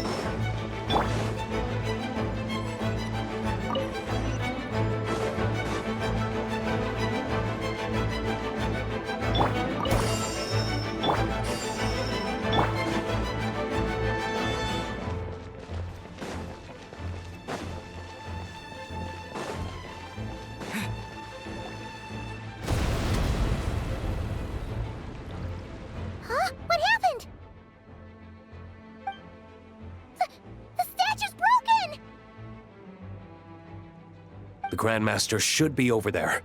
Come on, let's hurry.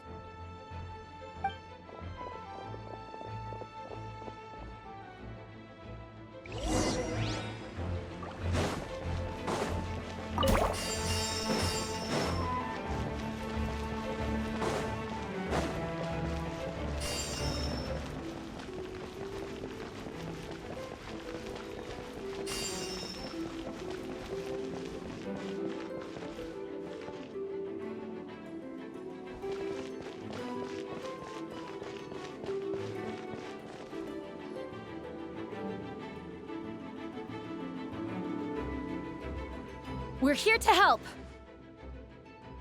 Perfect timing. Let's do this.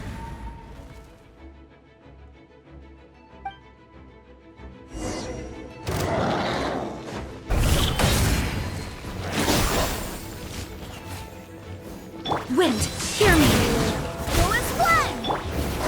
This? Yahoo! Time for takeoff.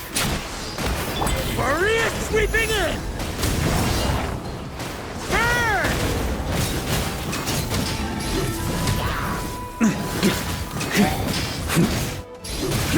Flash! Thunder! Ha! Ha! Time for retribution! Barbados, guide us. Charge! Burn! Flash! Looks like we're all back together. Everyone in one piece? Yes. The honorary knight arrived just in time to help us out. Now that we've collected Dvalin's tears, the monster attacks appear to be easing up too. I'm sure you've noticed, Varka, but the city is pretty much a ghost town at this point.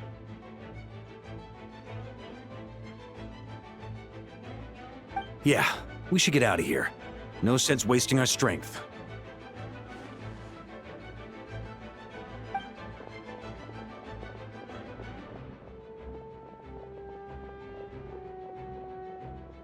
This place should be safe from monster attacks for now, at least.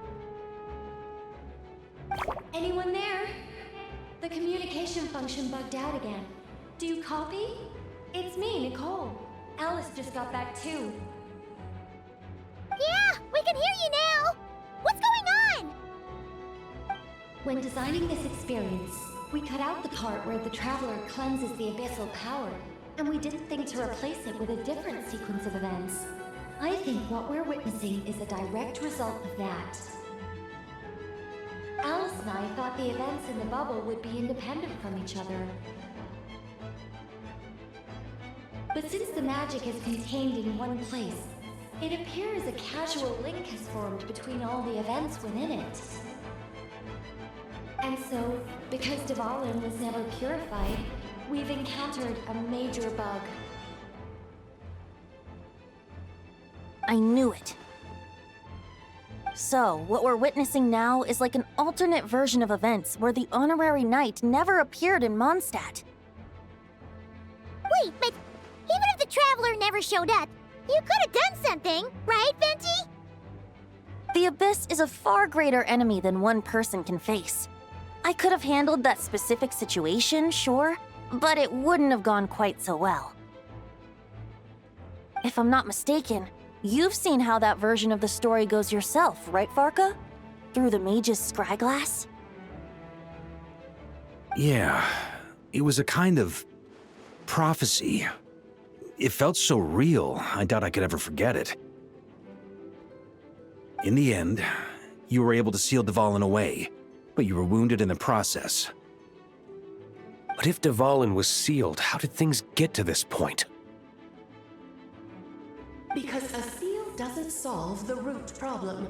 Over time, the Abyss would just grow stronger and stronger, deteriorating Dvalin's consciousness until there was nothing left. Wait! Does that mean what we saw earlier was... The aftermath of Dvalin breaking free from the seal. That's right. He is in dire straits. The power of the Abyss has fused with his flesh and bones, Purifying him now in this state is no different than sentencing him to death.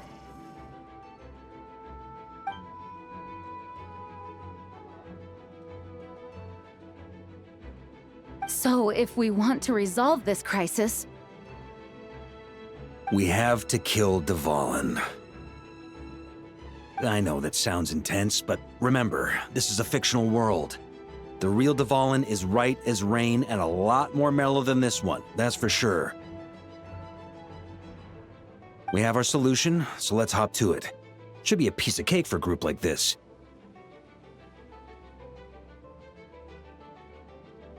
No time to lose, right? We've got Klee waiting for us after all. She's playing somewhere else right now, so we do have some time. Of course, the sooner we resolve this, the better. You're right. This is the only way. I know Dvalin means a lot to you. If this is too hard, you can leave it to us, you know? No need to scar yourself over a game, right? I'll be fine. I was prepared for that possibility back then, too. Let's go. Storm Terror's lair awaits.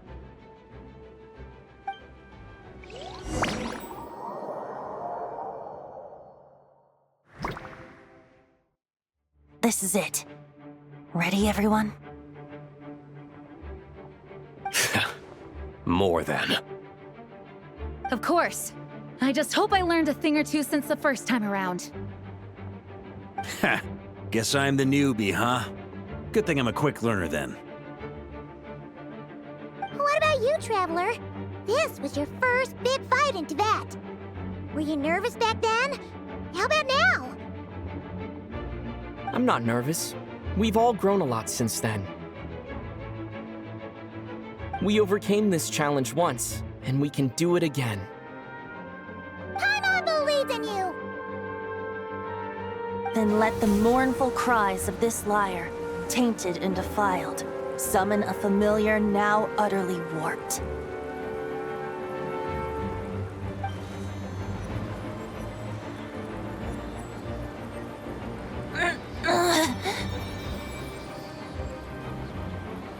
You alright, Barbados? Turning the surging abyss into musical notes is no simple task. But how could I claim to be the finest bard in Tibet if I didn't rise to the occasion?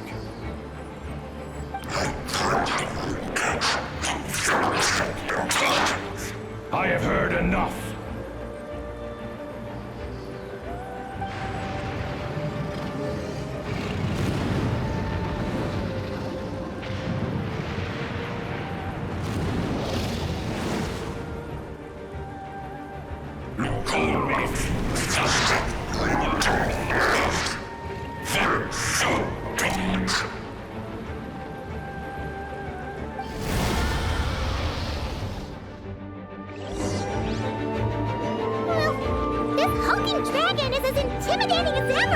Remember, we need to wear him down first before we can attack his weak spot.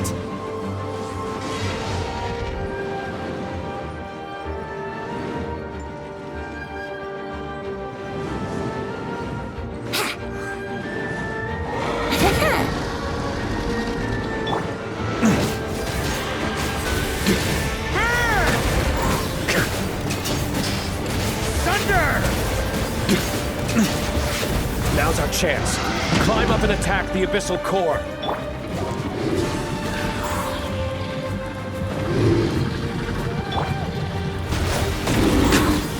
Thunder! Up the ante!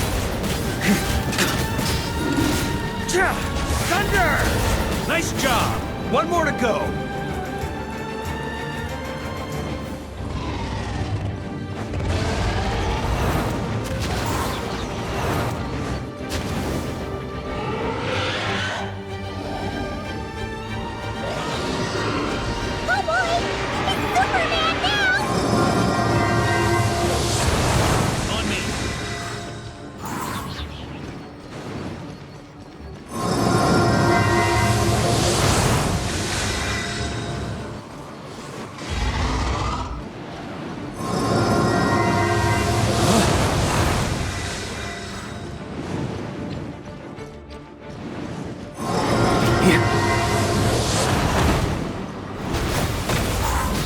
Avvieti! Avvieti! Thunder!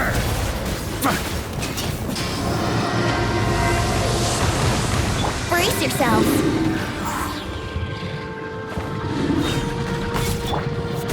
I swear by my sword. Burn! Avvieti!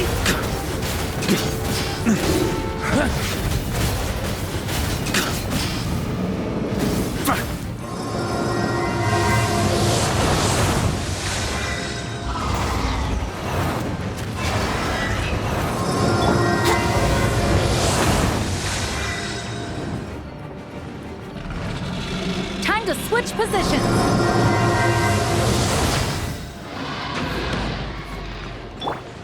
Think you can get away?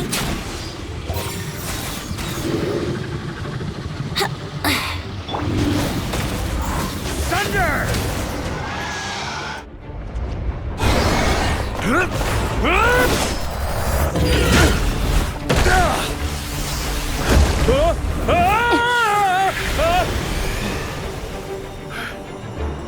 Thanks, Gene.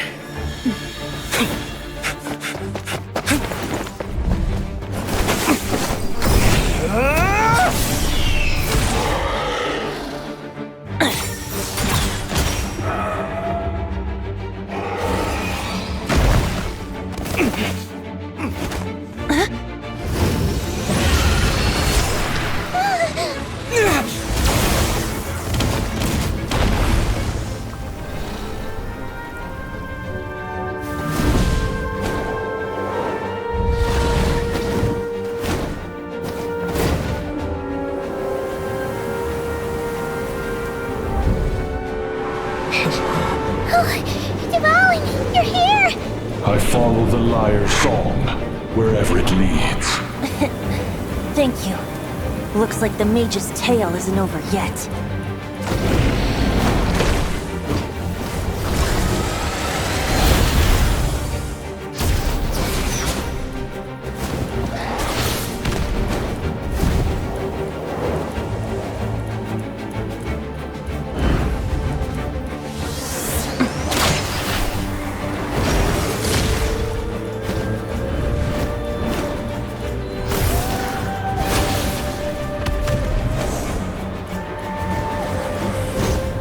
Might not be a happy ending, but someone's got to strike the final blow.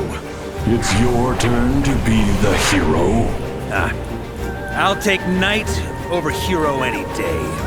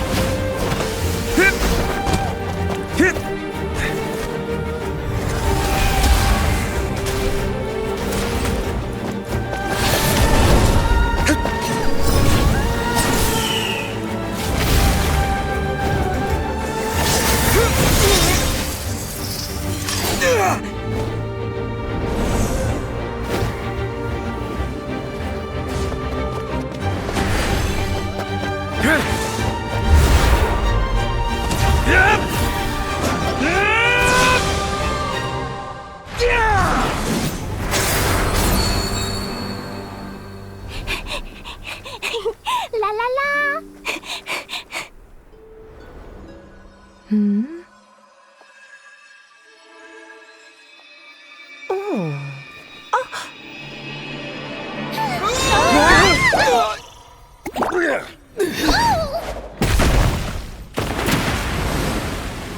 Mom, I'm here to play!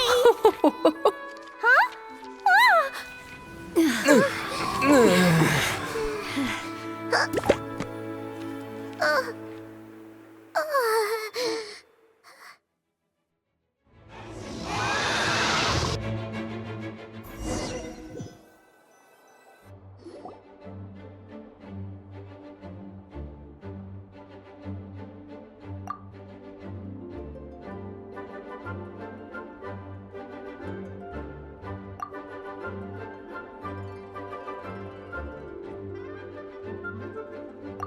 Looks like it was a happy ending after all. It was kinda like a choo-choo cart ride. It had its fun moments and its thrills.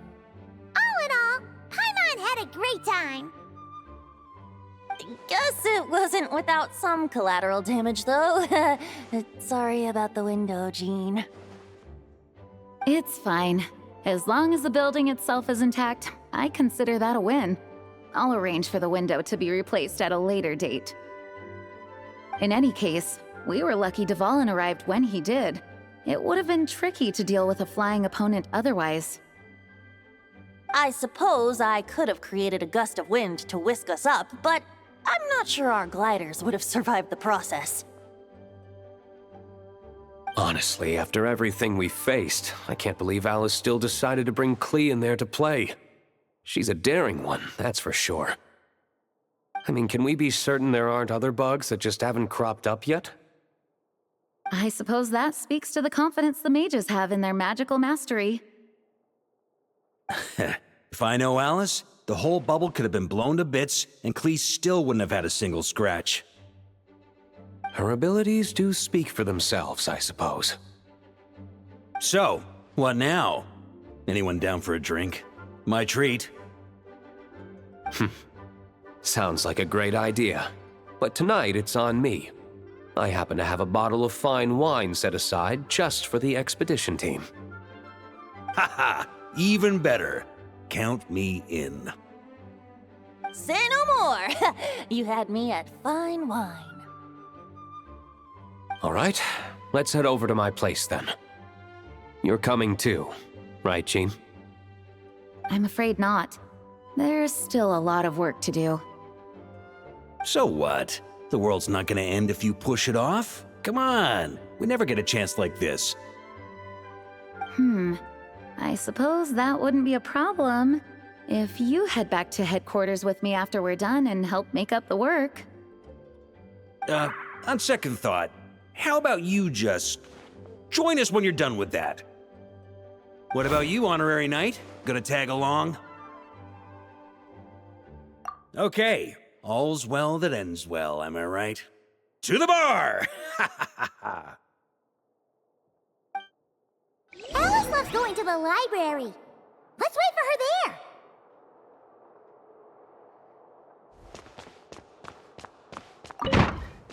Whoa! Looks like it's been fixed already. Ah, that explains the loud noise I heard outside. So it was Dvalin who fell into the river. Considering his size, the fact that he broke a single window and not the entire wall seems like a feat of magic in itself.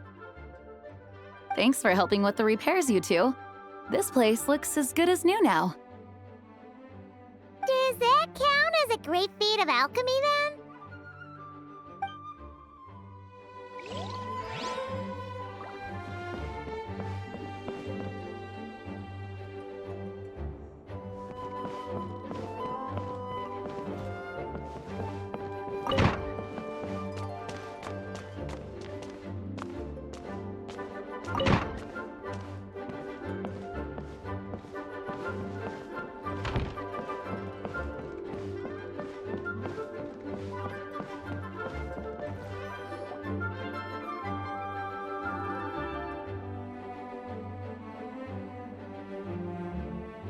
Looking for me? I'm glad. I wanted to thank you for helping me keep my promise to Klee. She had a splendid time in the bubble. Nicole came with us to make sure all was in order and prevent any similar incidents from happening in the future. You live and you learn. It's rare, but even the Dodo King isn't immune to a small slip-up here and there, I suppose. So, it's all fixed? Yes, quite. The recording work is done as well, so now all we have to do is play it on loop. It should be smooth sailing from here on out. Anyone and everyone can now enjoy the bubble at their leisure.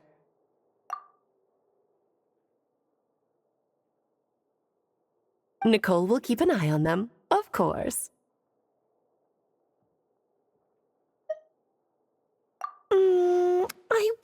put it quite like that. It was more like a fate that will not come to pass. Huh? What's the difference between the two? Let us not forget the courageous dragon slayer in the story. Well, in real life, he had already left on an expedition to Nodcry at that time. Of course, that doesn't mean Dvalin would have escaped his destined death, for another hero would have come along and paid a painful price for victory. But what we saw in the bubble was what happened after Dvalin broke free from the seal. So, couldn't Varka have been back by then? Dear Paimon, you're free to ponder such questions yourself, of course, but it's of little use to ask them aloud. Word to the wise, do not lose sleep over all those what-ifs, over the fates that will not come to pass. It's an exercise in futility. Those who can observe fate see both the good and the bad of what could have happened. But all that matters is what did happen. Those alternate fates are nowhere near as important as the world that exists in the here and now. All right. Ah, you're saying it was as if the bubble itself had become contaminated. I suppose some gunk could have stuck to my luggage while I was wandering the border and got mixed into my magic without me noticing.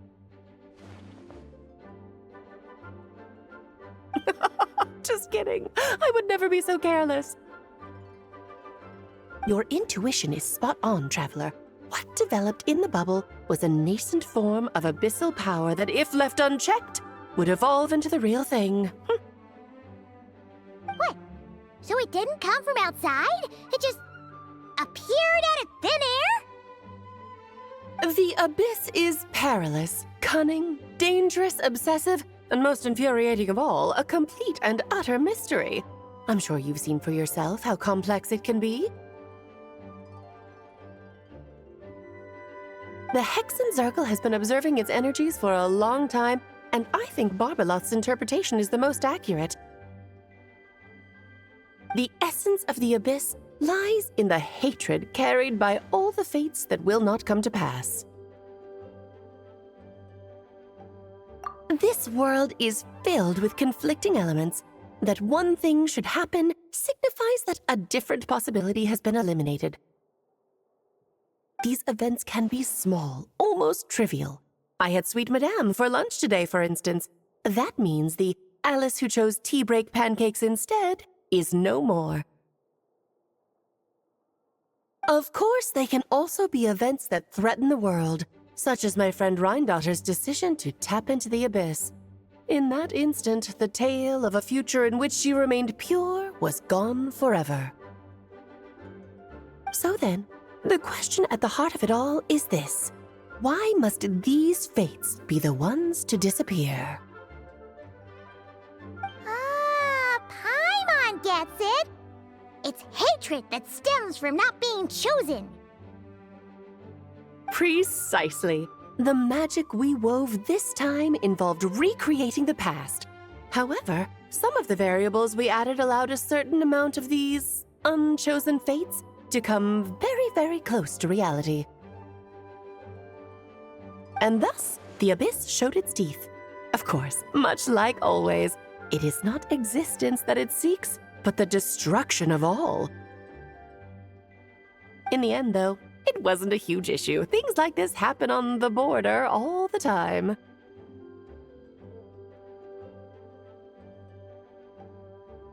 It has quite the victim complex, that's for sure. It's obsessed with entering this world at all costs. And that is precisely why we must protect our lives and those of our loved ones. Because when you think about it, to exist in this world is to be a spark of luck amidst countless possibilities. How precious is that?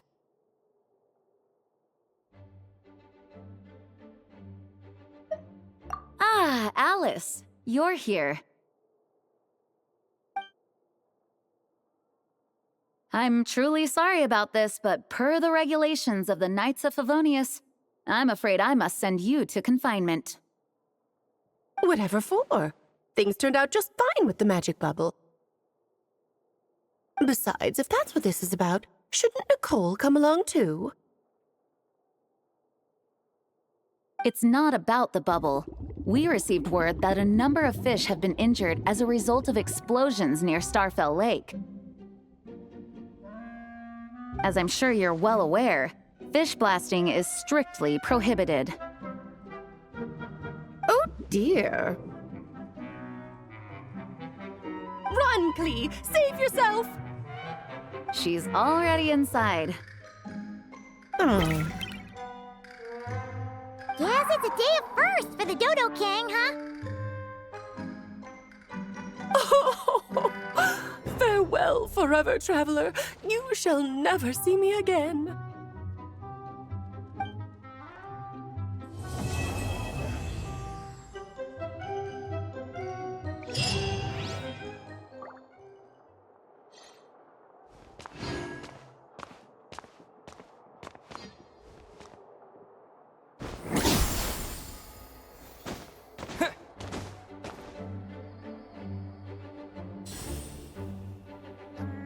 Gusha Biat.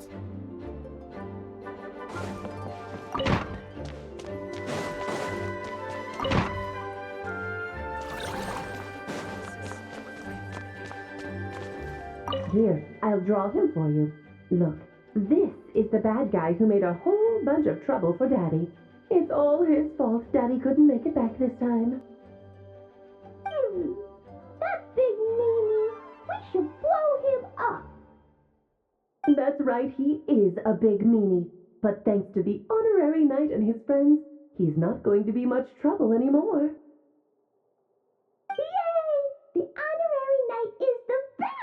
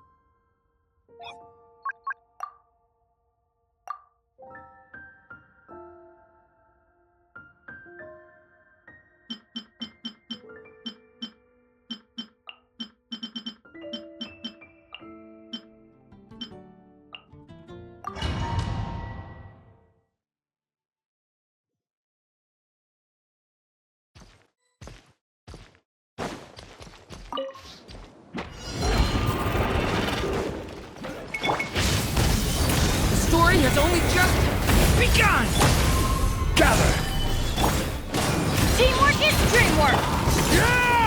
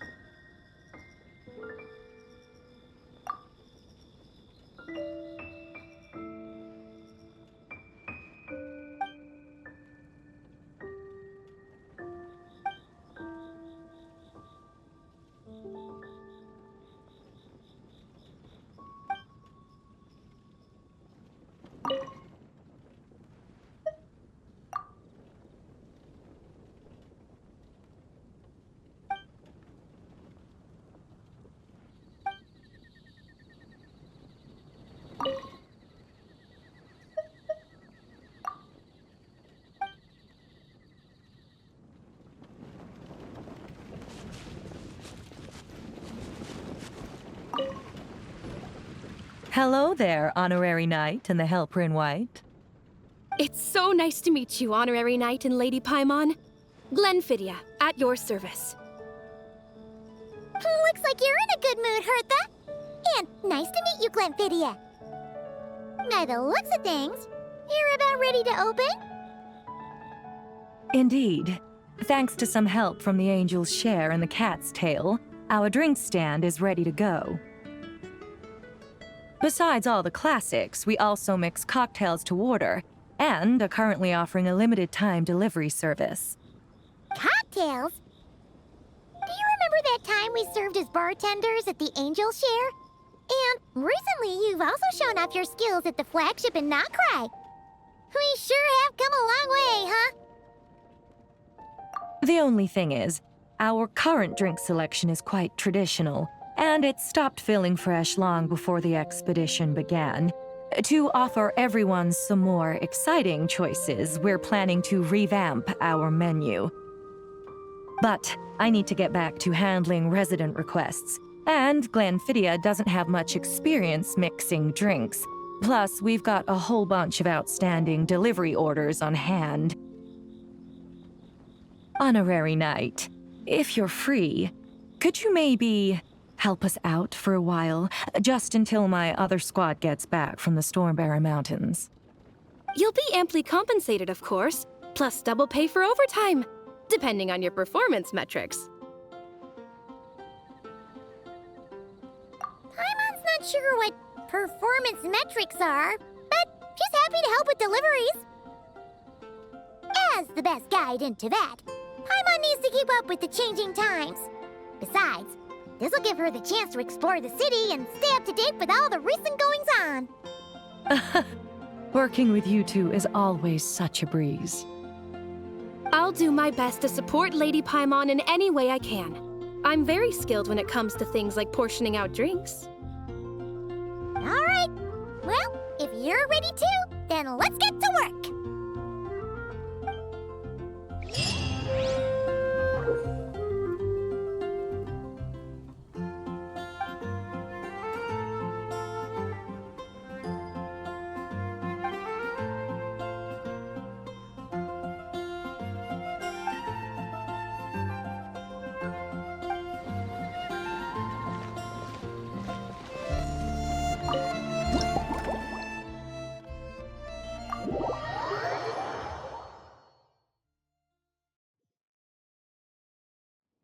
Oh my, it looks like Hertha has gone back to her duties, and Glenfidia is away somewhere too. Has our dear cutie taken complete charge of the drink stand? Wonderful. Now I can order without worrying about ending up with one of the logistics company's specials. The type of drink that keeps you awake all night, leaving you no choice but to pass the time working. That's right.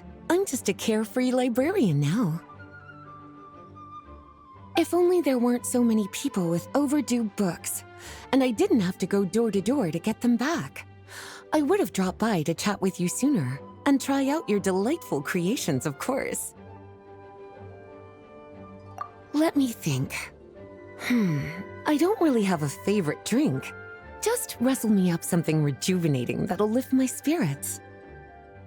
And if it could help me nod off to sleep later, that would be even better.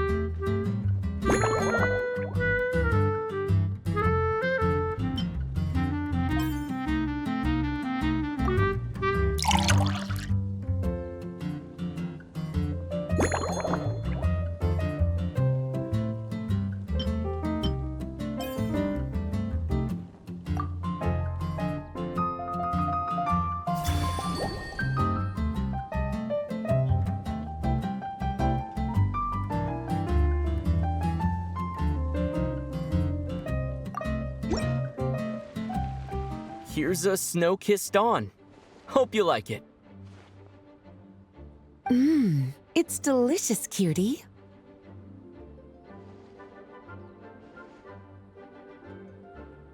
Pleasantly tart, sweet, but not cloying, smooth on the palate, with a refreshing aftertaste. If anything, though, I seem to be feeling a little more energetic than I'd like. Perhaps you've unwittingly unraveled Glenfiddia's secret and concocted an even more effective pick-me-up? Don't worry, there's no rush. Your eyes are aglow with curiosity, as though you have many more questions to ask. Let's chat for a while. Take your time. Inspiration will come soon enough.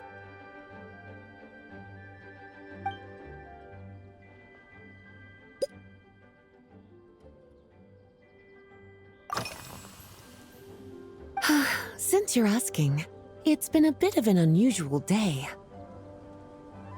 There's a chef, fresh out of training in Fontaine, who's recently taken up a position at the Goth Grand Hotel. She borrowed our most valuable book, the Mondstadt Millennial Compendium of Desserts. Apparently, she plans to use dessert-making techniques to improve the taste of various savory dishes. Something about reducing their greasiness.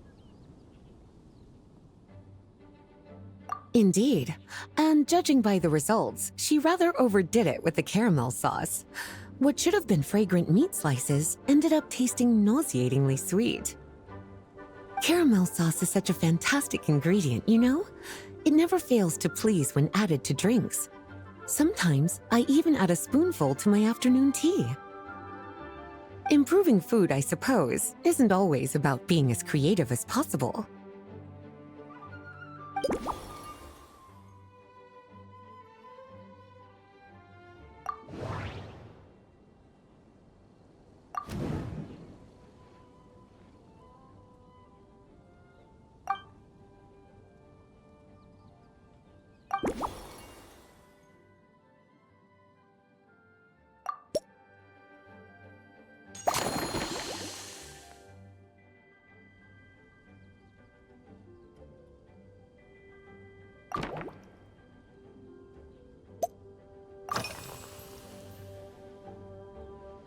Oh, this? That was for another of today's little errands. A large contingent of the expedition team will be returning to Mondstadt soon. They've been away for such a long time, so there's a good chance many of their tastes have changed. Jean asked me to visit some of their families to try and get a better understanding of what new ingredients might satisfy our knights' changing preferences. Well, they've all devoted their blood, sweat, and time to protecting Mondstadt. They deserve some care and respect in return. Based on what I gathered, the most requested ingredient was cacahuatl from Natlan. It seems like our knights have developed a taste for cocoa. In their letters, many of them mention that they rely on cocoa to keep themselves energized. I've tried hot cocoa myself, and I must say, I find it just as effective as coffee when it comes to staying alert.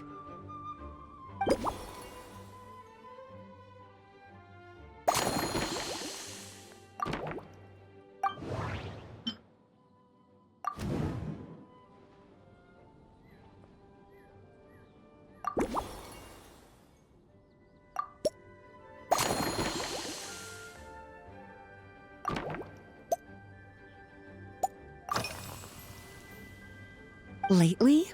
So careful with your wording, cutie. Is that because you think that I, too, might have changed since we last met? Or simply because you can't remember? Not bad at all. A flawless answer. Back in my student days, I might have been drawn to every new and exciting ingredient I read about, constantly expanding my horizons and stepping out of my comfort zone. But now, I've grown accustomed to a life of comfort and routine. To paraphrase a certain Liyue legal expert, my life is fast approaching a state of living out one's golden years in peace and comfort. I'm no longer so easily moved by adventure and excitement. I'm sure you remember, a few years ago, When we were adventuring together, you found me that sweet-tasting alchemical ingredient. Well, my tastes haven't changed a bit since then.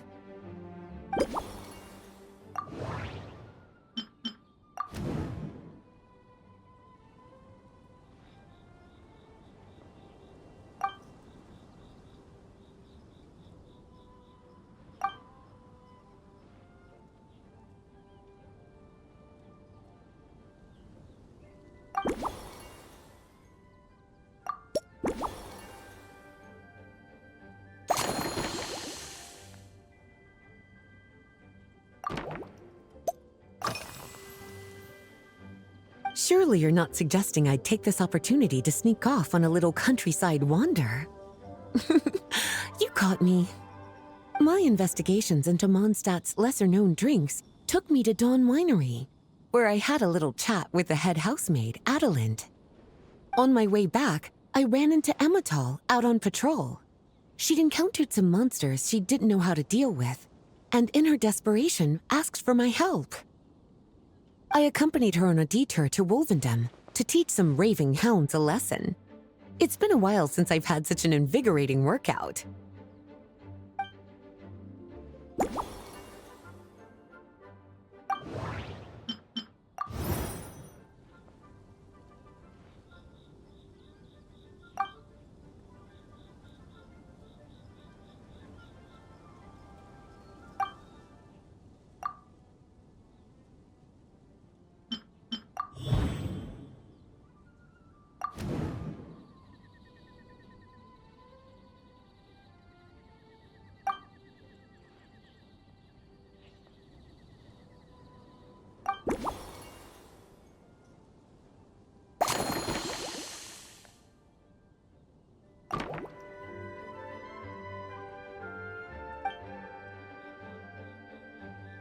As expected, cutie, your brilliant mind has grown even sharper.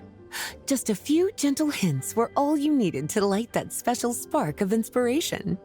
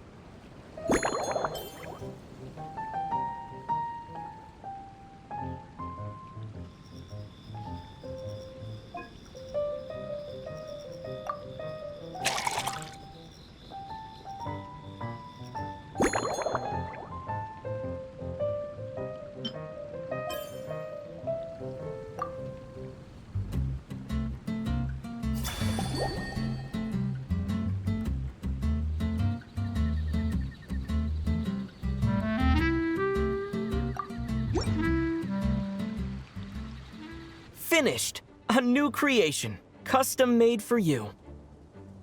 This should help you fall asleep quickly and guarantee you peaceful dreams. It's called a slumbering rose. From the colors to the choice of glass, everything's been carefully crafted. You've turned it into a completely different drink. Based purely on appearance, it's exactly my style. Time to see how it tastes. Full marks.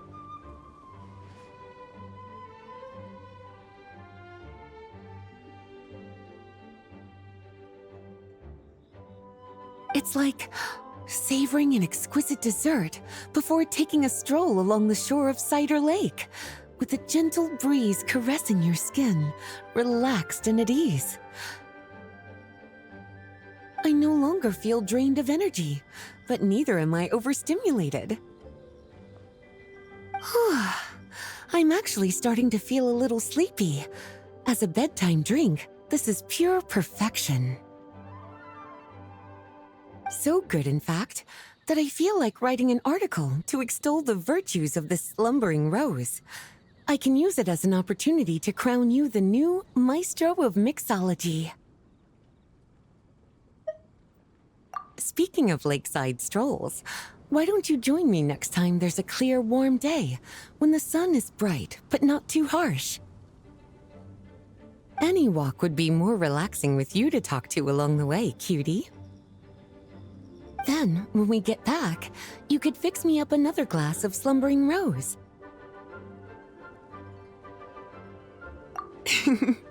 And I'll make just as sure to hold you to that. When the time comes, I won't accept any excuses.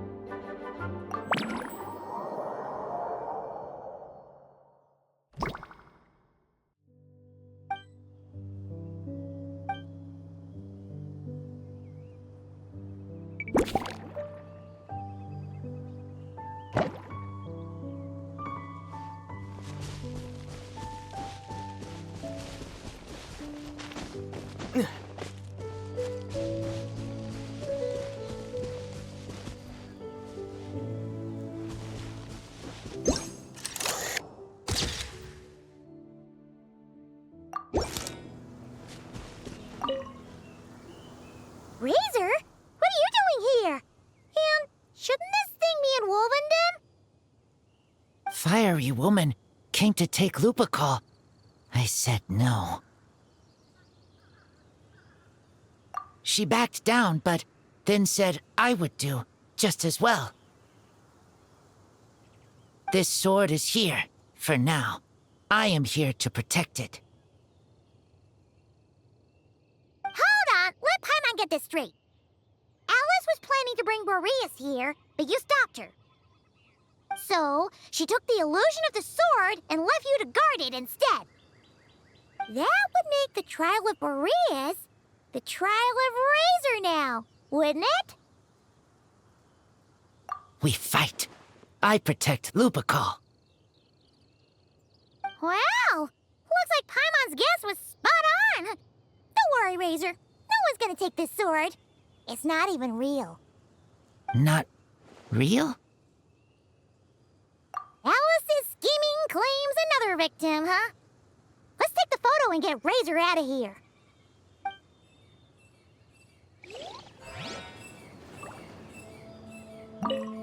Not real. I don't get it.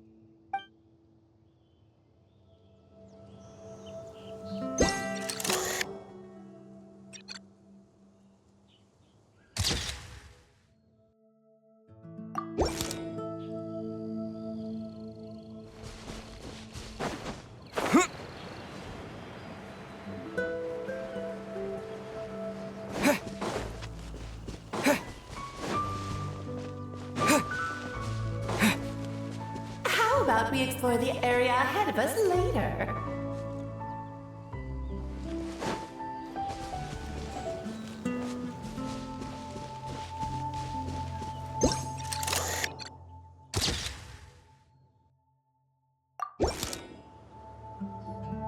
Oh, it's Eula and... Clarand?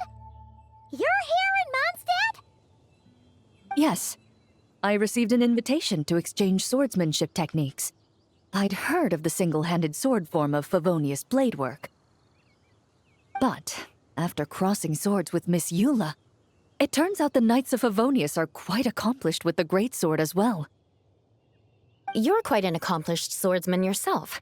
Although I suppose that's to be expected of the champion duelist. Even over a few short rounds, I feel like we've learned a lot from each other. For sure. You don't have to worry about breaking stuff or accidentally hurting anyone nearby. That's right. There also appear to be automatic harpasta launchers in the area. Ah, that's one of your local traditions, isn't it? Shall we have ourselves a game then? Why not? You should know, though, I'm not easy to beat at this game. Ah, hold on. No muskets allowed. Oh, why not? Doesn't it still count as hitting the harpastum?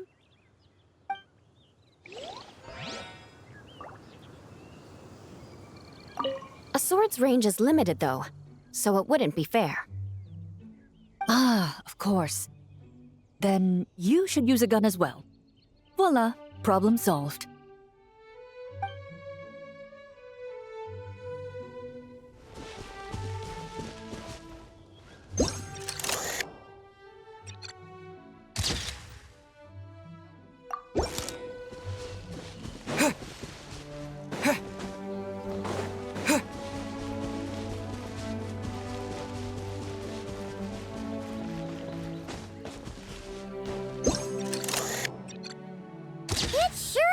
Convenient if we could build a choo-choo cart track straight from here to Mondstadt. An express line right to the best fish blasting spot? Oh, okay. Might not be the best idea.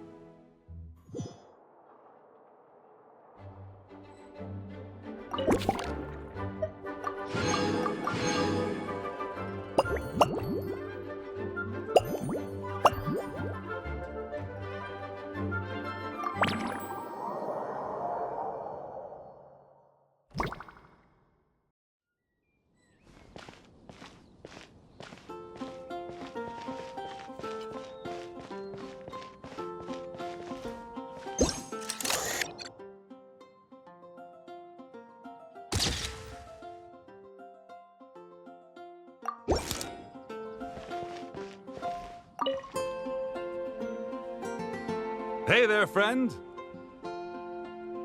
Well, we couldn't just drag Catherine in here, could we? What would the Real Adventurers Guild do without her? Not that she ever shows it on the outside, but she's one busy bee, that's for sure. I mean, just think about how much time it must take to travel between all the different nations. Anyway, I heard this whole world was constructed for magic. Incredible stuff.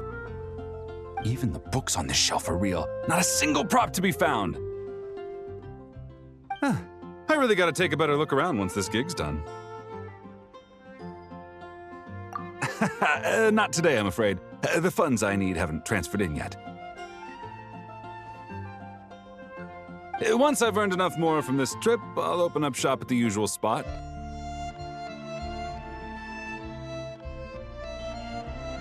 True, but it doesn't seem like the people who created this place set up anything like that. Hey, why don't I go ask for some, and then we all can have a few?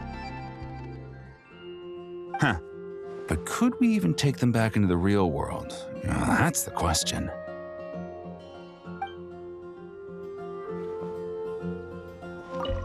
I'll ask for some Prima Gems later, and then we can all have some.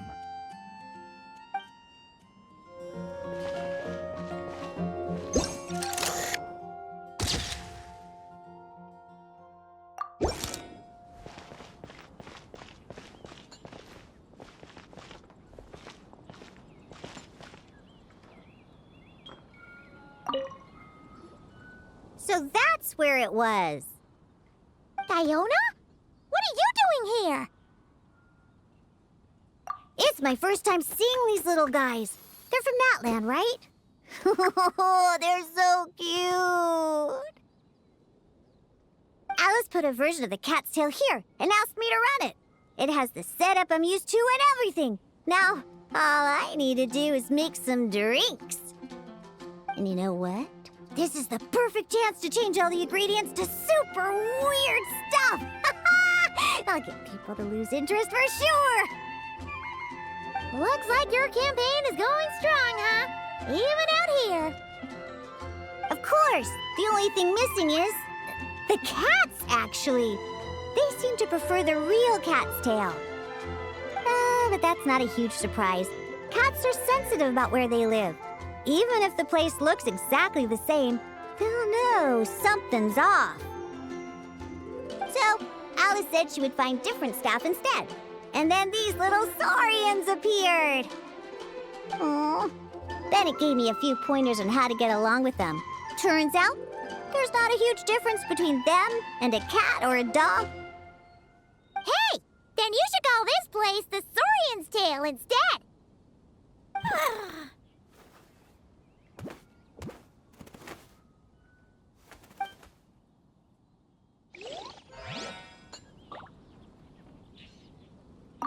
Huh. I think I've seen saurian-shaped cookies somewhere before, too. Maybe I should bake some to sell around here.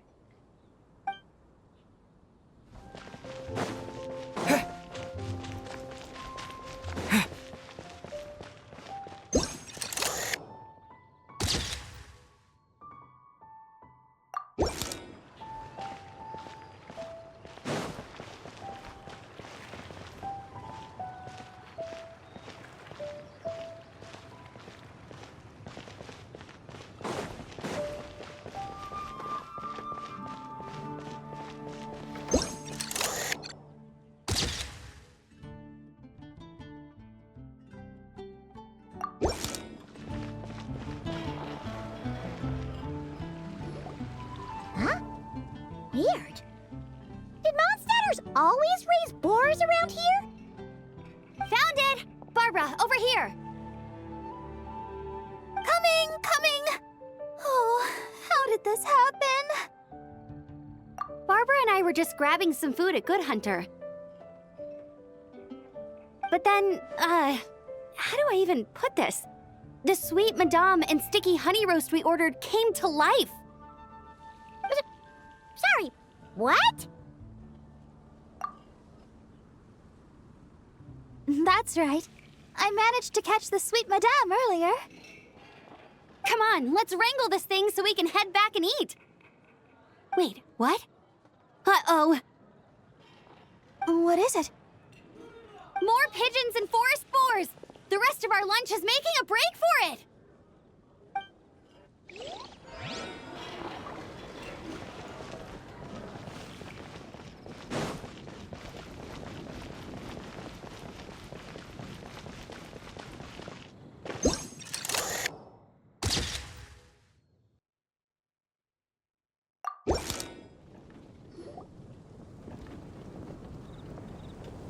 Huh? Isn't this a Fatui tent? That shouldn't be here.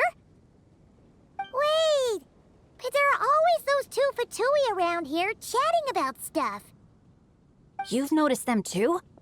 I've been watching them for a long time. Not that I've overheard anything useful. Guess it's just my luck. Well, actually, they seem to get information a bit slower than the Knights of Favonius. So they usually end up discussing stuff that hasn't been secret in a long time. Have you guys ever wondered why they don't just go home? Their mission's gotta be over at this point, right? Maybe their names got skipped over on the mission roster, so they never got new orders. That's happened to me before. I suppose, but your experiences tend to be quite unique. It's possible the Fatui stationed them here long-term to keep an eye on things. Or maybe they volunteered for this position because they don't want to go back. Either way, we should have Nicole take this tent down. It's making Paimon think we're gonna have to fight someone. I guess you're right. We don't want people getting their hopes up.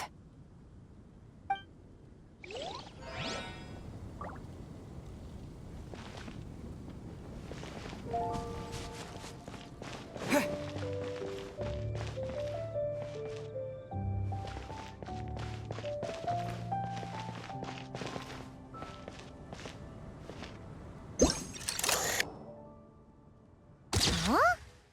None of these flowers look local to Mondstadt.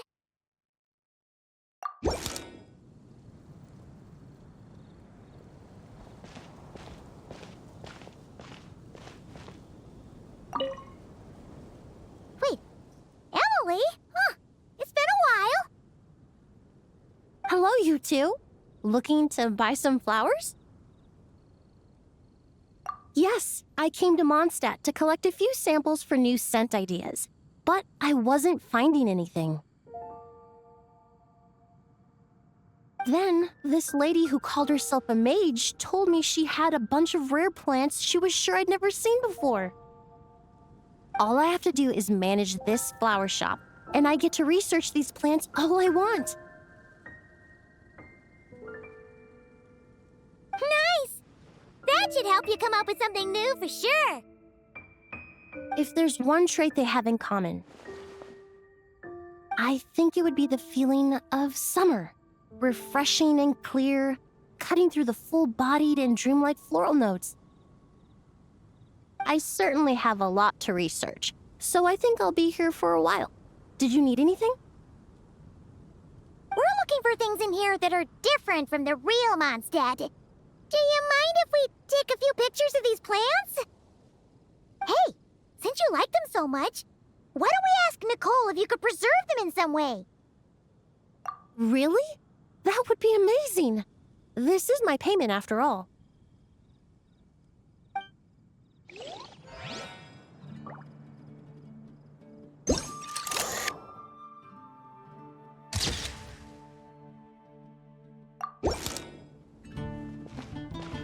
I never knew origami flowers could give off a fragrance.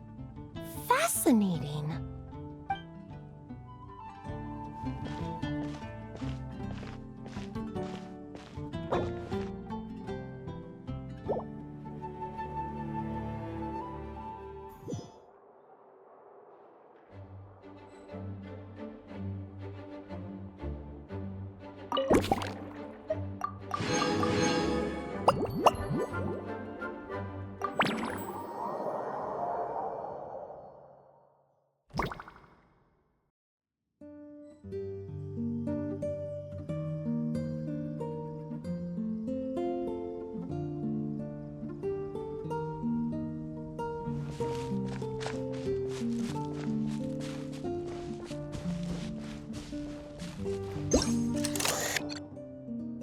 There you are. I've been looking everywhere for you.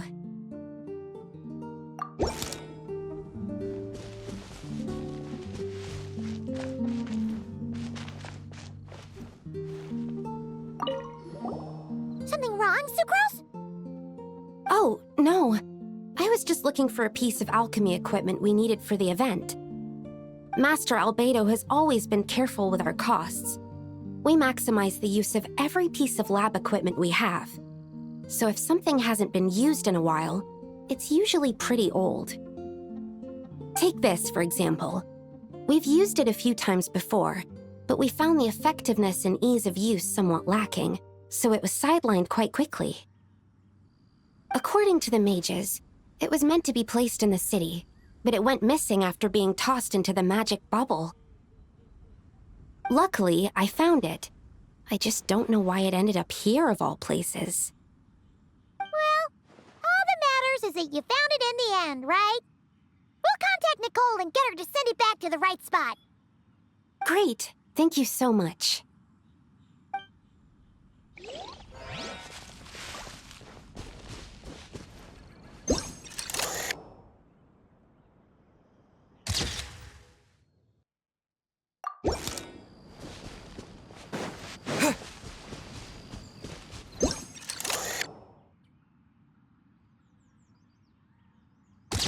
Tortoise? That shouldn't be here at all. Definitely not.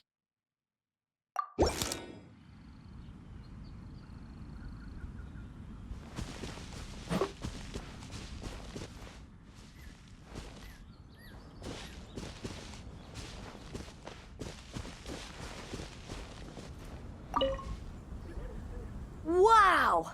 I've never seen such a large turtle in my life. There was a time, back when I was little, when almost every child in Mondstadt had a turtle as a pet. It was quite the trend. Oh, yeah! Jean and Diluc mentioned that a long time ago. I had one too, of course. Quite the hassle to take care of.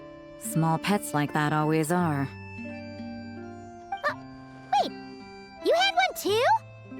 Is that so strange? Oh, no! Of course not! I could bring it back to the church and raise it. It can stay behind the cathedral.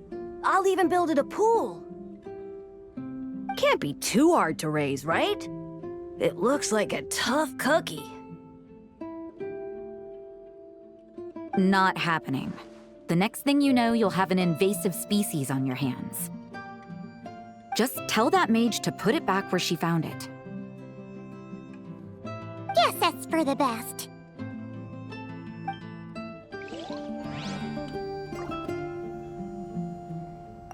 Can't be too hard to raise, right? It looks like a tough cookie. Not happening. The next thing you know, you'll have an invasive species on your hands.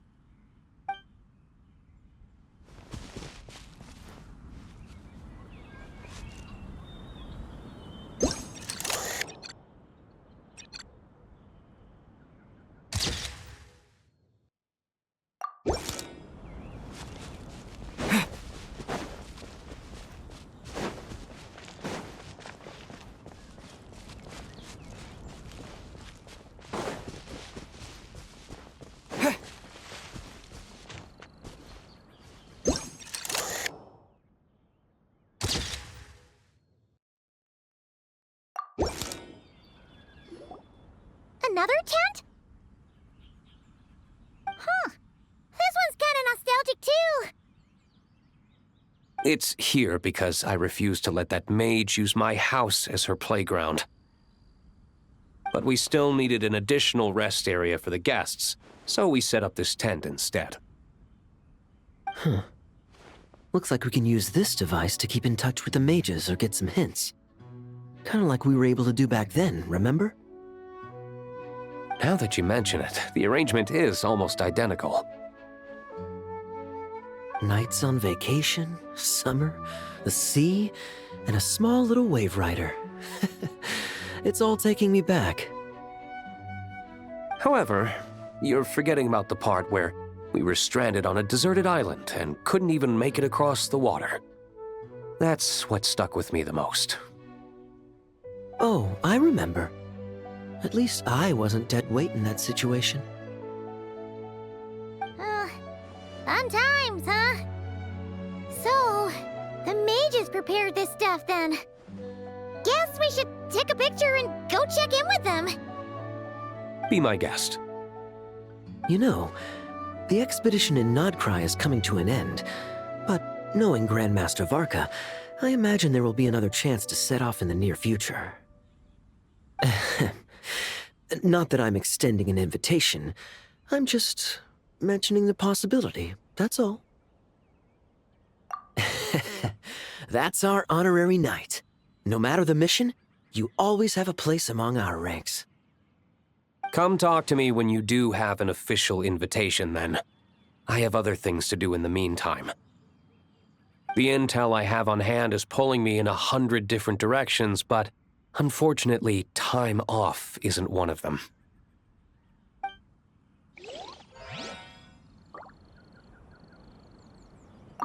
That's a shame. I take vacation whenever I can get it, and it's still never enough. I'd visit the Golden Apple Archipelago again in a heartbeat. For once, I feel the same.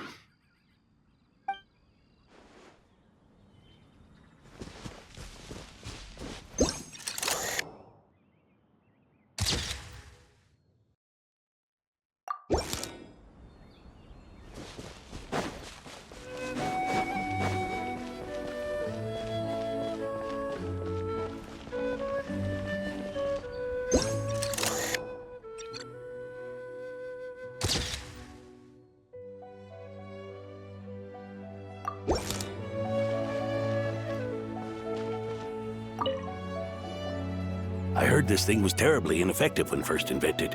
You could only catch 10 in a week. Why, the research staff barely wanted to touch it, let alone improve it. But for some reason, it gained traction among adventurers once it entered the market. True, it takes time. It beats having to do it yourself, I suppose. But there are so many crystal flies around here. Surely it's not that difficult to just do it the old-fashioned way? It's a bit far, though. Just imagine how tiresome it was back in the day, having to come out here over and over again, and no gadget to help. Does that count as trespassing on private property, I wonder? I suppose it hardly matters anymore. Adventurers aren't quite so keen on crystal flies nowadays. The times they are a-changin', eh? So it would seem. What are they mumbling about?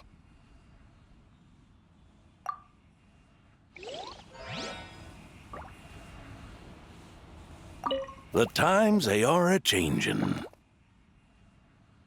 So it would seem, yes.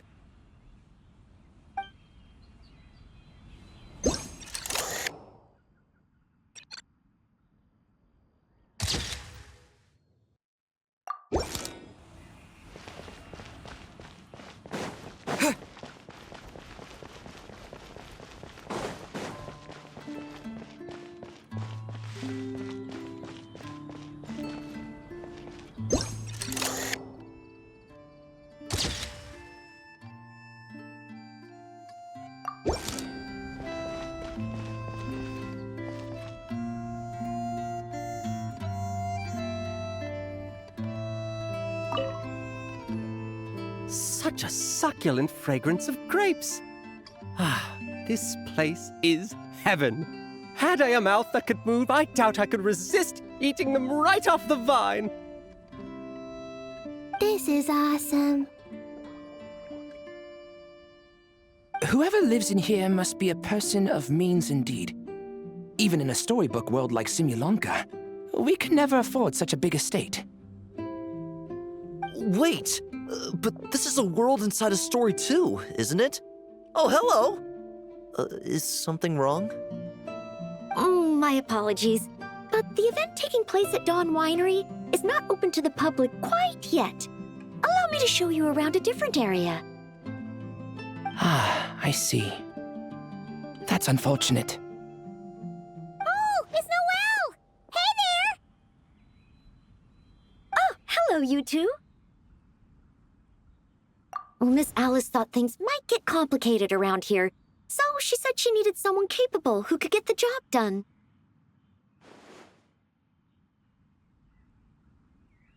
So she flattered her way into dumping a bunch of work on you? Stuff that isn't even related to the Knights at all? Oh, no. Mr. DeLuke was there, too. He said he would appreciate some help guiding the tour groups from different worlds that are here to visit. Tour groups from different worlds? Oh, right! The Golden Apple Archipelago, the Valurian Mirage, Simulonka. The gang's all here! Oh, it's all right. I'm happy to help.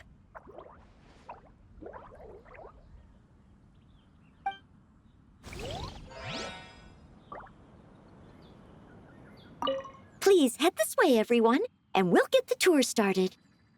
Greetings. My name is Ask Me for Directions Arnold, and I am searching for the whereabouts of a certain lovely lady.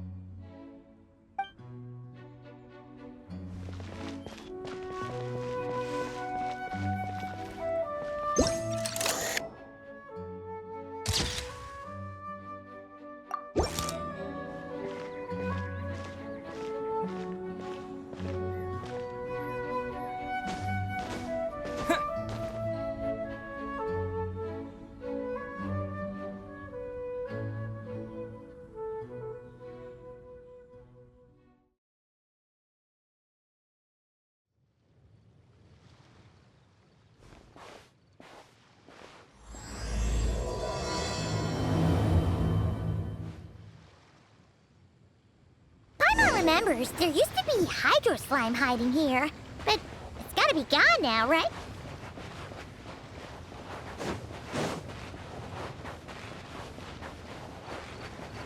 Hey, don't forget about your guide. Come on, follow Paimon. How about we explore the area ahead of us later?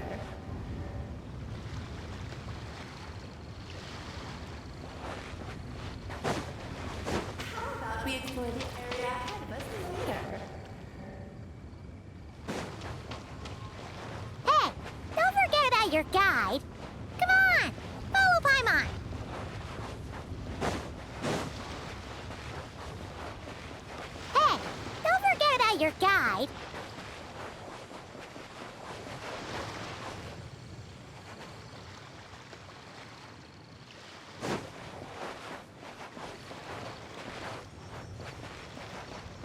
Whoa! A fungus? Are those supposed to be in Mondstadt? Not that these are a real threat to us at this point, but still!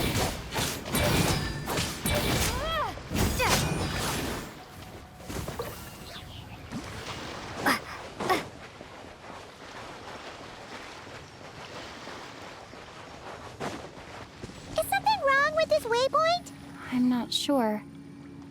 But it's weird. I can't seem to use it.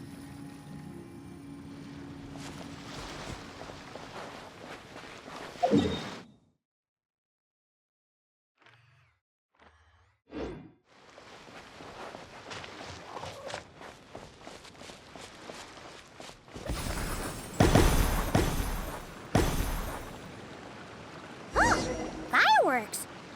Guess there was no danger after all. Were those meant to welcome us or something?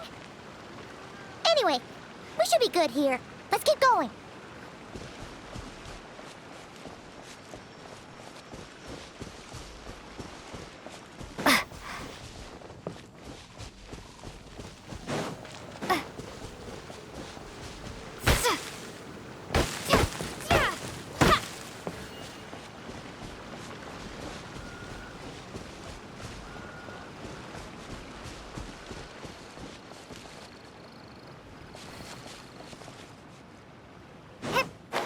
What?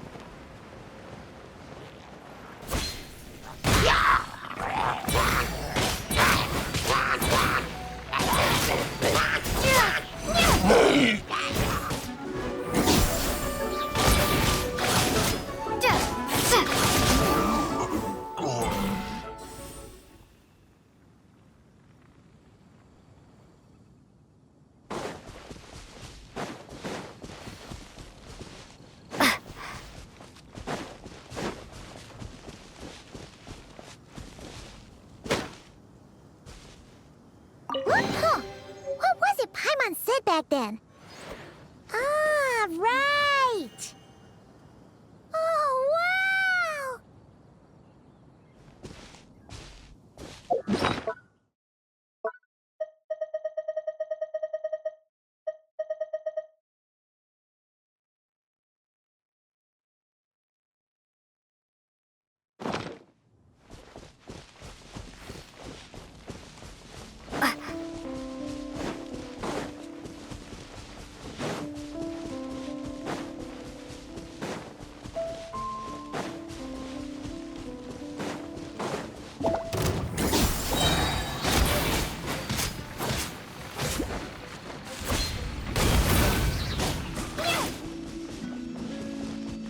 Look!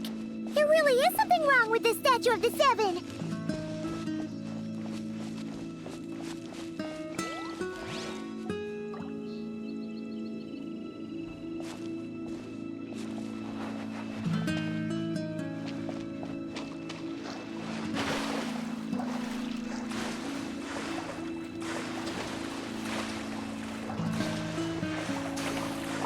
It's fish!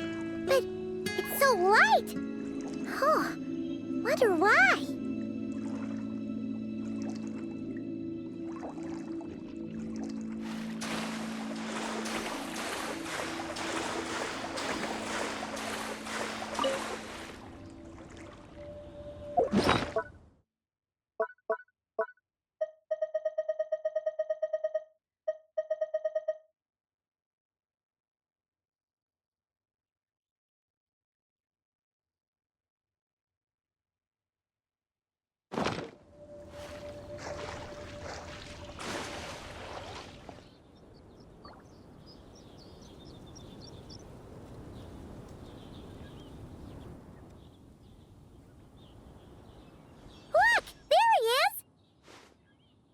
Then, Dvalin was tainted by the Abyss, and Tone-Deaf Bard was about to heal his wounds. But your control over Animo wasn't so great, so they noticed you and ran off. But you've had tons of practice since then, so mistakes like that should be a thing of the past, right?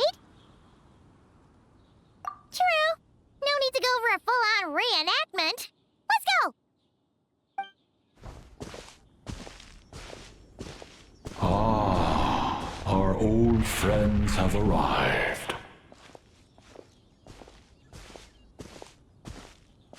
And it is our great pleasure to greet them.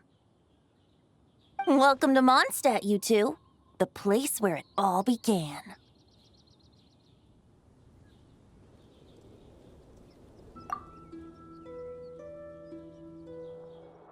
Lovely to see you, dearies. So what's the verdict? Did our special welcome ceremony meet the mark?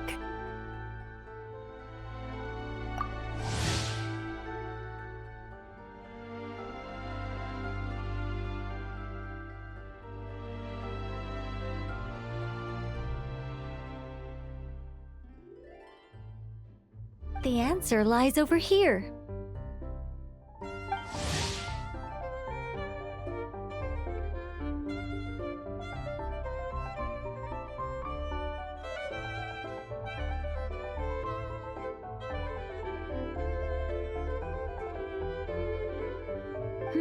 Fair point.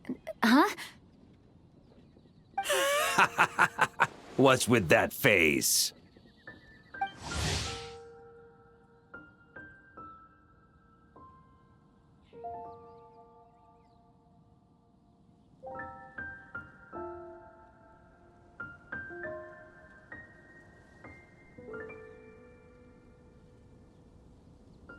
All right. Oh, let's go. Guess I'll see you tomorrow.